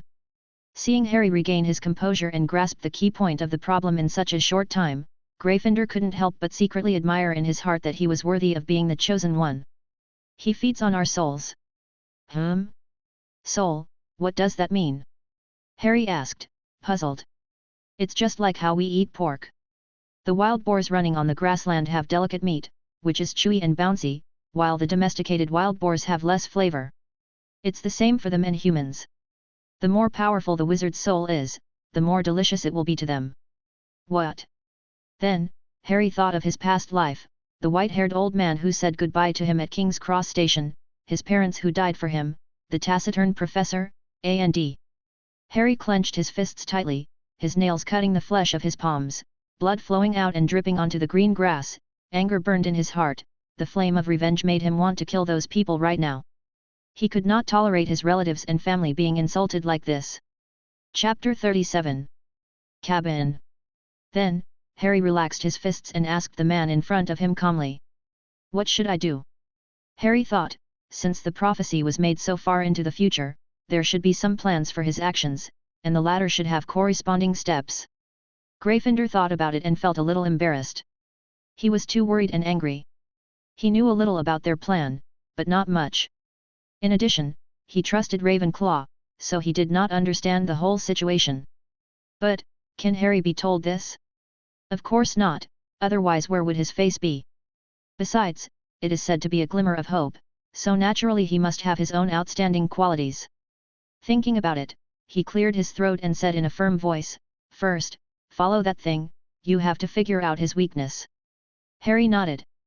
After all, this was part of his plan. Also, find a way to carry that thing and win over some trustworthy people to expand your power. Harry thought, and a plan emerged in his head. It seems that he can give it a try now. Right, Harry looked at the Gryffindor in front of him, his eyes slightly red, and said to him, Has anyone ever told you that you are really brave? Gryffindor looked at the boy in front of him. There was no pity in his eyes, but only respect. This 1,000 years of waiting, the long time, enduring alone in this deserted place, now seems to have some meaning. When Harry opened his eyes slightly, he saw a beautiful black hair floating past his eyes, leaving a faint fragrance. Harry was puzzled. Who was it? When he opened his eyes and tried to see clearly, he was surprised. There was no one around. There was only a quiet, burning sun hanging at the end of the sky, dyeing the blue curtain into the most beautiful bright orange, from light to dark, from light blue, light purple, light yellow, bright orange, to fiery red. Under the setting sun, a boy and girl holding hands ran over and gradually approached. Harry looked closely and saw that the two people separated their hands, as if they had just noticed that there was someone else over there, and they looked a little shy. Harry, where have you been? Hermione spoke first, as if to break the awkwardness. We've been looking for you everywhere. It's almost time for detention. I've been here at the Black Lake. Harry spoke, staring at the two people in front of him thoughtfully, with a hint of amusement in his eyes. Ron couldn't stand it anymore. He walked over quickly and pulled Harry up. "Let's go sit in Hagrid's hut first." Harry nodded and the three of them walked forward. "Why did you fall asleep?" A voice suddenly popped up in my head. "It was by you." This afternoon, seeing that Harry was not in good condition, he was alert, but unexpectedly he ran to the edge of the Black Lake and fell asleep. He slept for 2 or 3 hours. It was really speechless. Harry smiled but didn't respond. "Hagrid, open the door, we're coming to see you." Harry knocked on the door and stood in front of the wooden door that was several times taller than him. With a creak, the door opened. At first glance, Hagrid had kept his cabin very tidy. The huge bed had a mattress made of white unicorn feathers and a quilt. Next to the bed was a huge chair that seemed to be made of red solid wood. The shape of the chair was very unique, with 2 curved pieces of wood connected together at the bottom, and a soft brown cushion on the chair. Hagrid sat down, and the chair immediately creaked as it could not bear the weight. Further to the right, there was a fireplace with a burning flame. Hagrid had also built an iron frame around the fireplace with antique patterns on it. In front of him was a huge grey stone table, which had been wiped clean by its owner until it was shiny. A white flower pot was placed on the top with purple flowers blooming on it. There were a few green branches hanging on the stone table, and there was also a cute green bowtruckle whose thin arms seemed like they would break if bent. When it saw the person coming, it shyly hid itself in the flower pot, occasionally poking its little head out to see what the person looked like. "Come in, come in." Hagrid invited them in. Looking at the cottage, which was completely different from that in his previous life, Harry stepped on the wooden floor under his feet and seemed not to notice anything. Ron seemed to have noticed something, but was not sure. Only Hermione sat happily on the small stone bench, put her hand next to the flower pot, and looked forward to seeing this cute little life in her palm. The bowtruckle seemed to sense the kindness of the little girl in front of it. It tentatively exposed its body, its little arms flickering, and as if it had made up its mind, it suddenly hugged Hermione's thumb. The special touch on her palm made Hermione couldn't help laughing. "How cute, the wizarding world is so great." Harry looked at the scene in front of him and a smile appeared on the corner of his mouth. The light from the fire was imprinted on the boy's face, making him look like a gentleman with a clear temperament. Hagrid seemed particularly happy. He excitedly shared with the 3 people, "During tonight's detention, I'm going to take you to the Forbidden Forest to see this little guy. I was patrolling around the Forbidden Forest when I stumbled upon this little fellow and tracked him to their nest. It's so cute." Hagrid's face was full of smiles, his huge beard kept shaking with the giant's laughter, and the rocking chair under his butt was also creaking and shaking. Ron pretended to be curious. Of course he was really curious about such a little guy. He glanced around. He remembered that the small room he saw in the dormitory cinema was not so comfortable. Could it be that he remembered it wrong? But he soon fell into Hagrid's warm hospitality, as if his Ren and dew meridians were opened. After the rock cake was softened, it was particularly sweet and delicious. In addition, there was a pot of sweet milk tea, and the sizzling sausages baked on the stove, which were cut into fancy shapes and topped with some seasonings. Ron swallowed his saliva and soon wolfed it down. He was busy looking for Harry just now, so he didn't even eat much for dinner. Not to mention Harry, in his past life's memory, Hagrid had always been a very loyal and trustworthy friend. Even Dumbledore once said that he trusted Hagrid and could even entrust his own life to him. Hermione lowered her head, broke off a small piece of rock cake in her hand, handed it to the bowtruckle, and shook it in front of its eyes. The little guy seemed to be tempted. He jumped onto Hermione's hand and hugged the huge solid in front of him with his thin little arms. "No, no." Hagrid stopped the little guy in front of him from trying new food.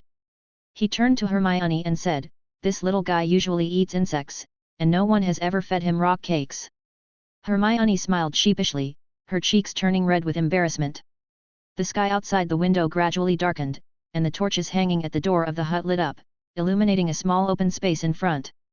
Then the people who were to be put in solitary confinement arrived, in groups of 3 or 4, about a dozen people in total, with constant complaints among them. "Yes, Wood. It's all your fault. Even our Quidditch team's training time has been shortened. And Harry, where's Harry? Why didn't he come this afternoon? Is he in detention with us? If I see him, I will definitely give him a good beating."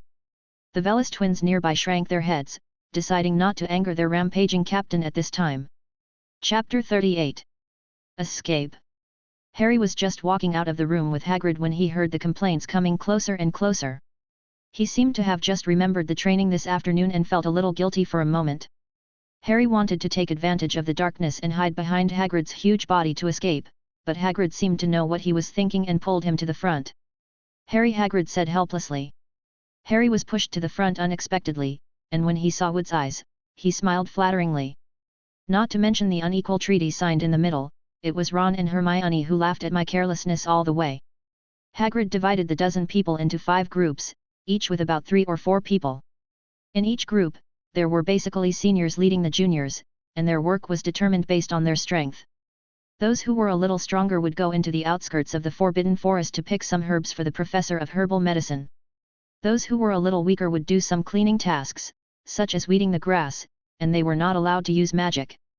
Hagrid took Harry and the others to see the place where the Bowtruckles gathered, which he had found during his patrols around the Forbidden Forest during the day. "Keep your voices down." Hagrid turned around, holding a lantern, and put his thick finger on his lips, signaling them not to speak. Ron and Hermione nodded. They looked at the dark and silent woods around them and shivered a little. Harry opened his eyes and felt magic surging around him. The further he walked, the stronger the magic became. Hagrid's magic was almost blinding his eyes. He looked around carefully and found that there were no hidden dangerous creatures, so he felt relieved. No. What are those 2 brighter spots at the back? Harry was a little confused, but when the voices of the Veles twins came over, he understood. "I told you," Hagrid secretly took them deep into the Forbidden Forest. "There must be something shameful hiding from us," said Fred. "Brother, you are right, it seems we followed the right path," George nodded in agreement. "Who is it?" Hagrid turned around and pointed the pink umbrella in his hand behind him. "Oh, don't get too excited." Yeah, why are you so excited?" "It's us." Hearing this familiar tone, Hagrid relaxed and said helplessly, "I knew you wouldn't be able to stay quiet for a few days." Ron covered his face, unable to bear watching. These 2 brothers were really funny. "This is unfair to us." "It's unfair." The 2 brothers seemed to have caught some handle and wanted to get some benefits from Hagrid. Hagrid curled his lips and ignored them. Instead, he just said, "Keep going. If you go any later, you will have less time to sleep." He poked the ground with the pink umbrella, pushing some dead branches and stones to the sides to make it easier for the little students behind him to walk. He also raised the lantern higher to expand the lighting range in front and behind. Hermione noticed this detail and couldn't help but sigh that Hagrid was such a meticulous person. But she soon saw what was ahead. Her good eyesight in the dark allowed her to see the road ahead farther than others. That's it, Hermione's hands were shaking wildly as she pointed to the front. There was something wrong with her tone, as if she was frightened. Harry also looked straight ahead. Hagrid was standing in the front without moving. He stared at the figure in the black wizard robe in front of him with an alert look and veins visible on his broad palms. Ron was confused by the sudden serious atmosphere. "What's going on?" The 2 brothers saw the 4 people in front of them stopped and slowly approached. "Hold on!" Harry snapped. Surrounded by a solemn atmosphere, the Gemini stopped tactfully, clenched the wands in their hands, and pointed forward. There was a person in front of them. No, it should not be a person. The monster approached and stepped into the range of the lantern, exposing its entire body to the sight of Harry and his group. He was covered in a black wizard robe, revealing a skinny blue arm with clearly visible protruding blood vessels and blue liquid slowly flowing inside. The hand holding the wand looked like a chicken claw, with long and sharp nails, covered in dried blood stains and white pieces of flesh. Only a pointed chin was exposed under the worn hood, and there seemed to be some blood on his lips. He opened his mouth slightly, and there was a black hole inside, with no teeth or tongue. The other arm was hidden under the clothes, and from the exposed gap, there emerged a series of creatures that looked like poisonous snakes and earthworms. There were also black spiders and scorpions gathered nearby. Rustling. Ah! Hermione's endurance had reached its limit. The horror of this creature was beyond her comprehension. The huge scream caused the birds in the trees to fly into the sky. When the students who were working around the Forbidden Forest heard it, they all raised their heads. Some senior students in the surrounding areas were closer and gathered towards the center after hearing the sound. Hagrid pretended to be calm and said, "You guys go." Only his slightly trembling body revealed his true thoughts. A spell shot out from behind and hit the person in front. The man waved his wand lightly and eliminated the sudden attack. There was no sound, no effort, and he wiped out all traces of the magical attack with just a casual touch. The man gradually approached, and did not seem angry even when being attacked, just like a programmed robot. Avada Kedavra! A green light hit Hagrid's feet. The man tilted his head and looked at the people in front of him with great fear as if teasing them. What followed was the siege of creatures. Pythons scurried over, poisonous frogs jumped on branches and stared at him hungrily. There were also Grindylows, Red Hat, and a monster with 8 eyes looming behind them. There was also the faint sound of wolves howling. Go! George took a few steps forward, grabbed Ron's hand, and signaled to Fred. Fred nodded and also grabbed Hermione's hand. Harry, go! The two shouted to Harry. After spending a few years together, the Velis twins knew that Harry was different from ordinary people, more mature and stable, and knew better what they should do at this time. Harry understood that if they stayed now, they would be a burden to Hagrid, but he was different, he still had the golden finger and could help Hagrid. So he pretended to run forward a few steps, and after seeing the 4 people leaving in front of him and Hagrid's relieved expression behind him, he turned around, raised his wand, aimed at the creature, and fell to the ground. A poisonous snake fell from the branch and fell between Harry and Hagrid. Hagrid turned around in surprise, and looked at Harry who was still behind, with a slightly angry look on his face. 4 people were running around in the back. Hermione had just recovered from the shock and found herself moving quickly. She turned her head and screamed, Harry, Harry is not here. After hearing this, Fred kicked Ron and said, go tell the students in the Forbidden Forest to run away. Well, what about you guys? Ron almost cried. Take Hermione and run away, and tell Dumbledore, Fred shouted. Be careful. George cast a spell and killed a poisonous snake that was close to Hermione. Hermione was scared. She had just entered the wizarding world and had not yet learned any strong offensive spells. The few spells she had learned were still a mess in her mind due to extreme fear. The 2 brothers turned around and ran towards their original location, hoping to find Harry. Ron pulled Hermione to avoid one dangerous monster after another. He prayed silently in his heart, hoping that nothing would happen to his brother and Harry. No. Ron paused, feeling uneasy as if his heart was burning with anxiety. If something happened to them, how would he live his future life? Ron turned his head and shouted to Hermione, go tell others and I'll go find them. Then he shook off Hermione's hand and used the wand in his hand like a stick to hit a scorpion that was rushing towards him. Be careful.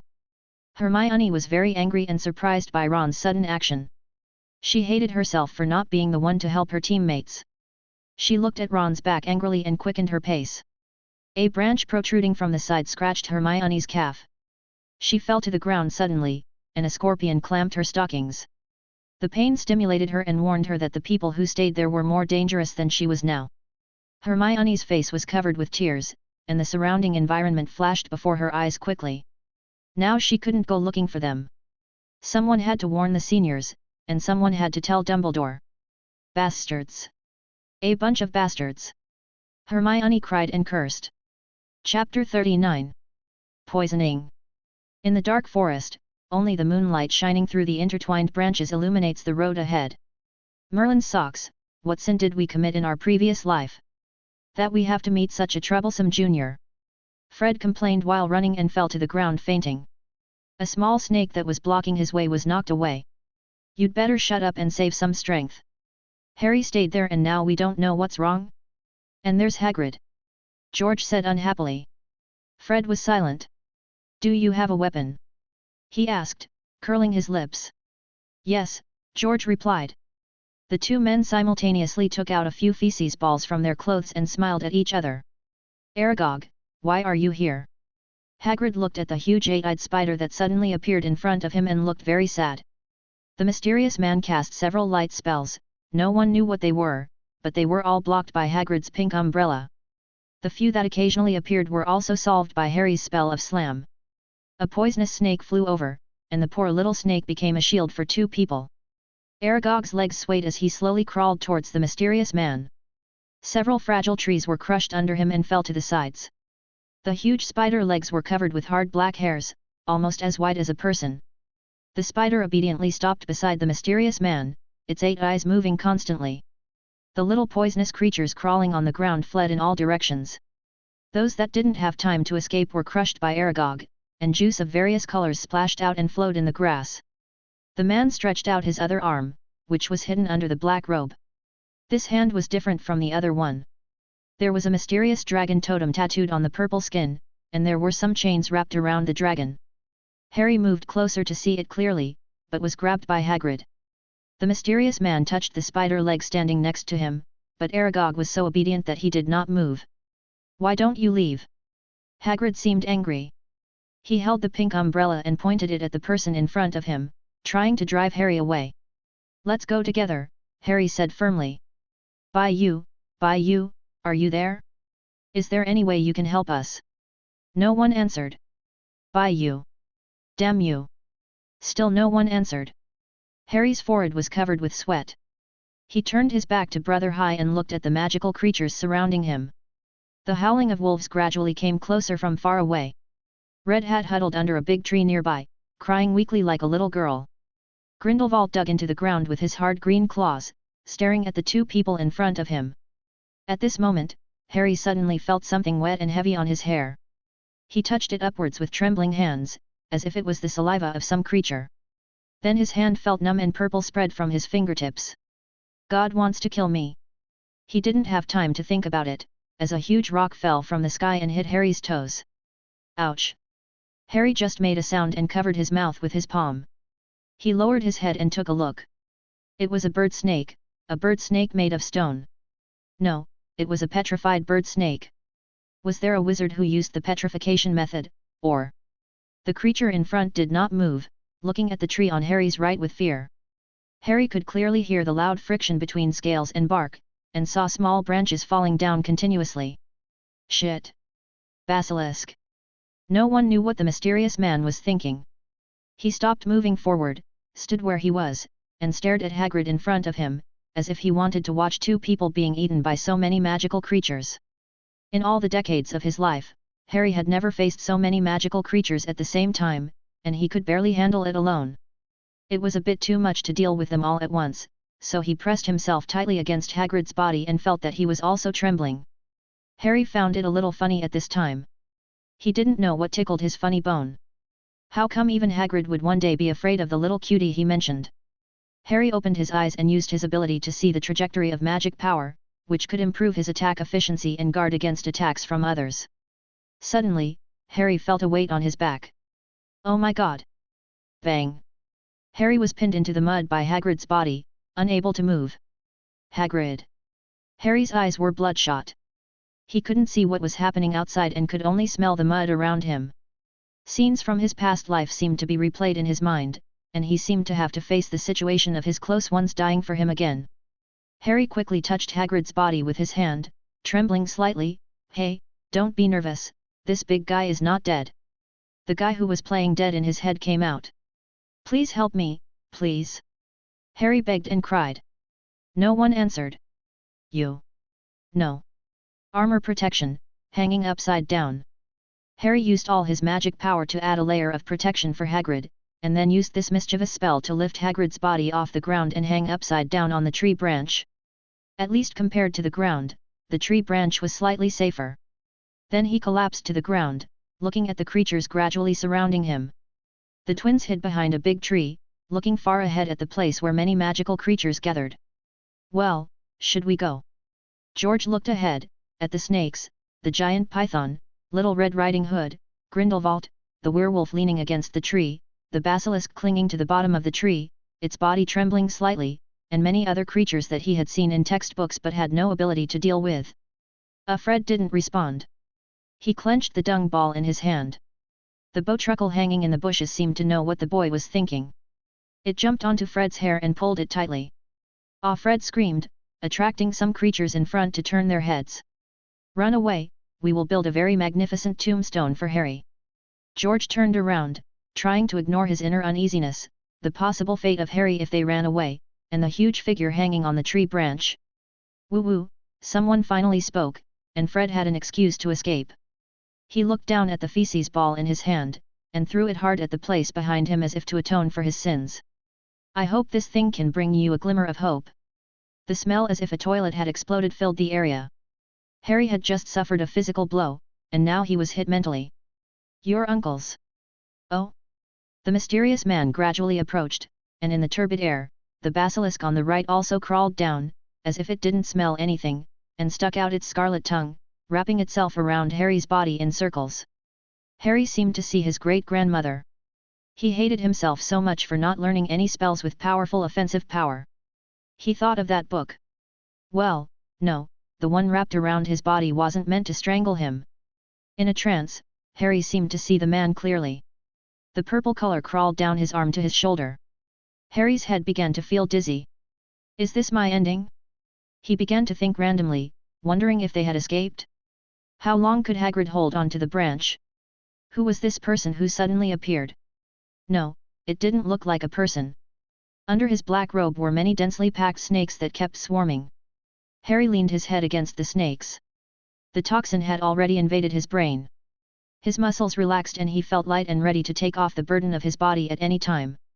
In a trance, he heard a lot of noises. Why did the master fall asleep? Yes, he just saw us. Doesn't he usually like to use this big snake as a cushion? How could the big snake get so close to the master? The same goes for that big guy. He actually dared to press on the master. What happened to the master? Why is he purple? So beautiful, the same color as mine. Hee, don't be delusional, you old man. Chapter 40. Little Snake. Looking at his brothers running over, the smelly wind blew in his face. Ron frowned in disgust, covered his mouth and nose, stopped in front of the two men, and said, "What's going on? Didn't you go to find Harry?" Ron suddenly found that both of them had red eyes, their expressions were particularly sad, their temperaments were decadent, their usual cheerfulness and happiness were gone, and their courage to forge ahead was also gone. Ron's heart gradually fell, like a person jumping off a building. The feeling of weightlessness on his body intensified, as if there was a cliff below him. There was a big hole in his heart, and air kept leaking out. This. He stared at the two people in a daze, and then collapsed to the ground. There was a small snake crawling on the ground. George saw it and drove the snake away. Ron didn't understand why he had such strong feelings for this character in the book, even though they had been together for some time and even though this was a two-dimensional paper figure that he liked in his previous life. He didn't understand where the tearing pain in his heart came from. It was like he had known Harry for more than 10 years, or even decades. He was in so much pain that he could hardly speak. It was as if he had died with Harry's departure. His skin seemed to be covered with a thick layer of fog, as if there was a thick barrier around him. He stared blankly at the lonely scene in front of him. Fred knelt down worriedly and shook Ron's body. George also came close to him and patted his cheek gently with his hand. Suddenly, a small green creature appeared above Fred's head and jumped onto Ron himself. Ron didn't move. He let the little thing gnaw on his body. Ron's head hurt so much that he felt as if the world was spinning and his two poles were out of balance. In a trance, he seemed to see Harry, Hermione, and the other two setting up a tent in the wild, his brother getting married, and himself and Hermione wearing wedding dresses. He saw the ruins of Hogwarts after the war, saw his mother crying after Fred's death, and saw George, with his ear missing and the hole on his face, which seemed to have a different kind of attraction and sucked Ron in. Here, Hermione was running frantically and met the first senior who came over. It was Wood. "Senior," Hermione grabbed Wood's clothes, looking pleading and sad. "Go tell Dumbledore and the other professors that we have encountered a dark wizard." Hagrid stood in front of him to let us go first, and Harry and the others also stayed behind. Hermione didn't understand why she was so afraid of the man in the black robe. It was like a sheep meeting a wolf, like small fish naturally avoiding big fish, like some people couldn't stand the sound of nails scratching on a blackboard, ancient beasts gnawing on human bones. This sound was engraved in the bone marrow, and the fear could not be erased even after thousands of years of inheritance. The leeks in the fields were harvested again and again. A new round of hunting begins. When Dumbledore got the news and rushed over, he found Hagrid pressing on Harry, whose body was covered in bruises and looked like he would die soon. It took him back to the days of previous years, when Harry was covered in blood, once again, right under his nose. Dumbledore suppressed his anger. When Harry woke up, he found himself in the infirmary. Glancing to the side, he saw a pile of gifts on a bed, and a small figure was sorting them out. He had a bald head, big leaf-like ears, and was wearing a small piece of clothing. It was Dobby. A gust of wind blew by, blowing down a light green greeting card that was on top of the pile of gifts.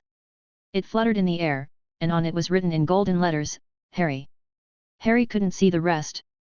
Dobby seemed to have discovered it, and immediately bent down to pick it up, muttering to himself, Bad Dobby, you dropped your master's greeting card. There were also two voices talking nearby, and upon careful listening, it was Madame Pomfrey and Dumbledore. This poison is very strange. I have never seen it before. Madame Pomfrey looked serious. Upon hearing this, Dumbledore's face also turned unsightly. Snape can't do anything about it. He is preparing an antidote for Harry. It's a universal antidote. But what's strange is, Madame Pomfrey paused, Harry's own body can absorb that kind of toxin. It seems to have some effect on increasing his magic power. As for the side effects, we are not sure yet. We can only let him stay in the school infirmary for observation in the next few days. Harry couldn't hear the rest clearly as he was swept over by sleepiness again. His body felt extremely heavy and it felt like a 10 kilograms lead ball had fallen on his head, forcing him into a dream. He seemed to have forgotten something and fell into a sweet dream again. There was a small green snake tattoo swimming slowly in Harry's open collar. Also, on Harry's left arm, below the white wrist guard was a purple snake tail tip. Harry, you still need to improve your abilities, not just your strength, but also other aspects, such as your understanding of the world, your leadership, and your ability to command subordinates. Harry faintly heard these words and immediately fell into a deep sleep, completely unaware of what was waiting for him in the days to come. Where is this? Harry asked, looking around, speechless. All he could see were towering bookshelves, with books on them, covering economics, politics, military affairs, psychology, finance, architecture, art, music, physical fitness, literature, history, everything. Harry felt a headache after reading this. From the Muggle world to the Wizarding world, from the beginning of written records to the present, the number of records has continued to increase. Looking further into the distance, there are faint fluctuations, as if the future is about to emerge. Gryffindor suddenly appeared in front of Harry with a smile on his face. You heard what I just said to you, right? Let's lay a solid theoretical foundation this year. Harry looked at the devil in front of him with embarrassment, and saw a trace of pity in his eyes, and the possibility of not reading these books. There are so many books that even if I read one book a day, I won't be able to finish them even if I die. Harry found the bug and looked at the person in front of him proudly. The Gryffindor smiled. Do you think that the space I created by sacrificing my own soul, integrating the wisdom of Ravenclaw, and adding the help of Slytherin and Hufflepuff, would not take your problem into consideration? As if he had expected it. The speed of time flowing here is different from that in the outside world, but learning comes at a price, which we have already paid for you. Gryffindor looked a little sad, as if he had thought of something. Harry also shut up tactfully, looking a little sad. Where can I watch it? What are the requirements for watching it? Whatever. But you still have a brother. Gryffindor couldn't help but smile. He pulled out a figure from the space. The figure had an upright posture, a slender figure, short black hair, emerald green eyes, and a smile on his lips, revealing his white teeth. There was a faint evil aura all over his body, which made people feel a little scared. Hi! The book in Harry's hand fell to the ground. This was another hymn. Gryffindor didn't seem to notice the difference between the two of them. He patted Harry on the shoulder and said, You two will divide the work. The knowledge will be shared. As night fell, the Gryffindor team began their great adventure again. 4 figures sneaked out of the common room. The Velis brothers kindly provided the Marauders map, red-haired Ron was responsible for lookout in front, and the night vision Queen Hermione was responsible for observing people who appeared at any time. The 4 of them started a small activity to visit Harry. Why can't we go during the day? You're stupid. George tapped Ron's head with the map in his hand. For some reason, Dumbledore doesn't allow us to visit him. Even the gifts are placed in one place and delivered by the house elves. Ouch! Ron cried out softly to protest his brother's behavior. Hermione pinched the soft flesh on Ron's waist. Don't cry. Then, she glared at George, don't talk either. George raised his eyebrows, pursed his lips, and gestured to his mouth with his hand, indicating that he didn't want to say anything and understood. Fred took the map from George's hand and looked at the moving dots on it with an understanding look on his face. He turned around suddenly and saw a small platinum-colored head that had not had time to hide.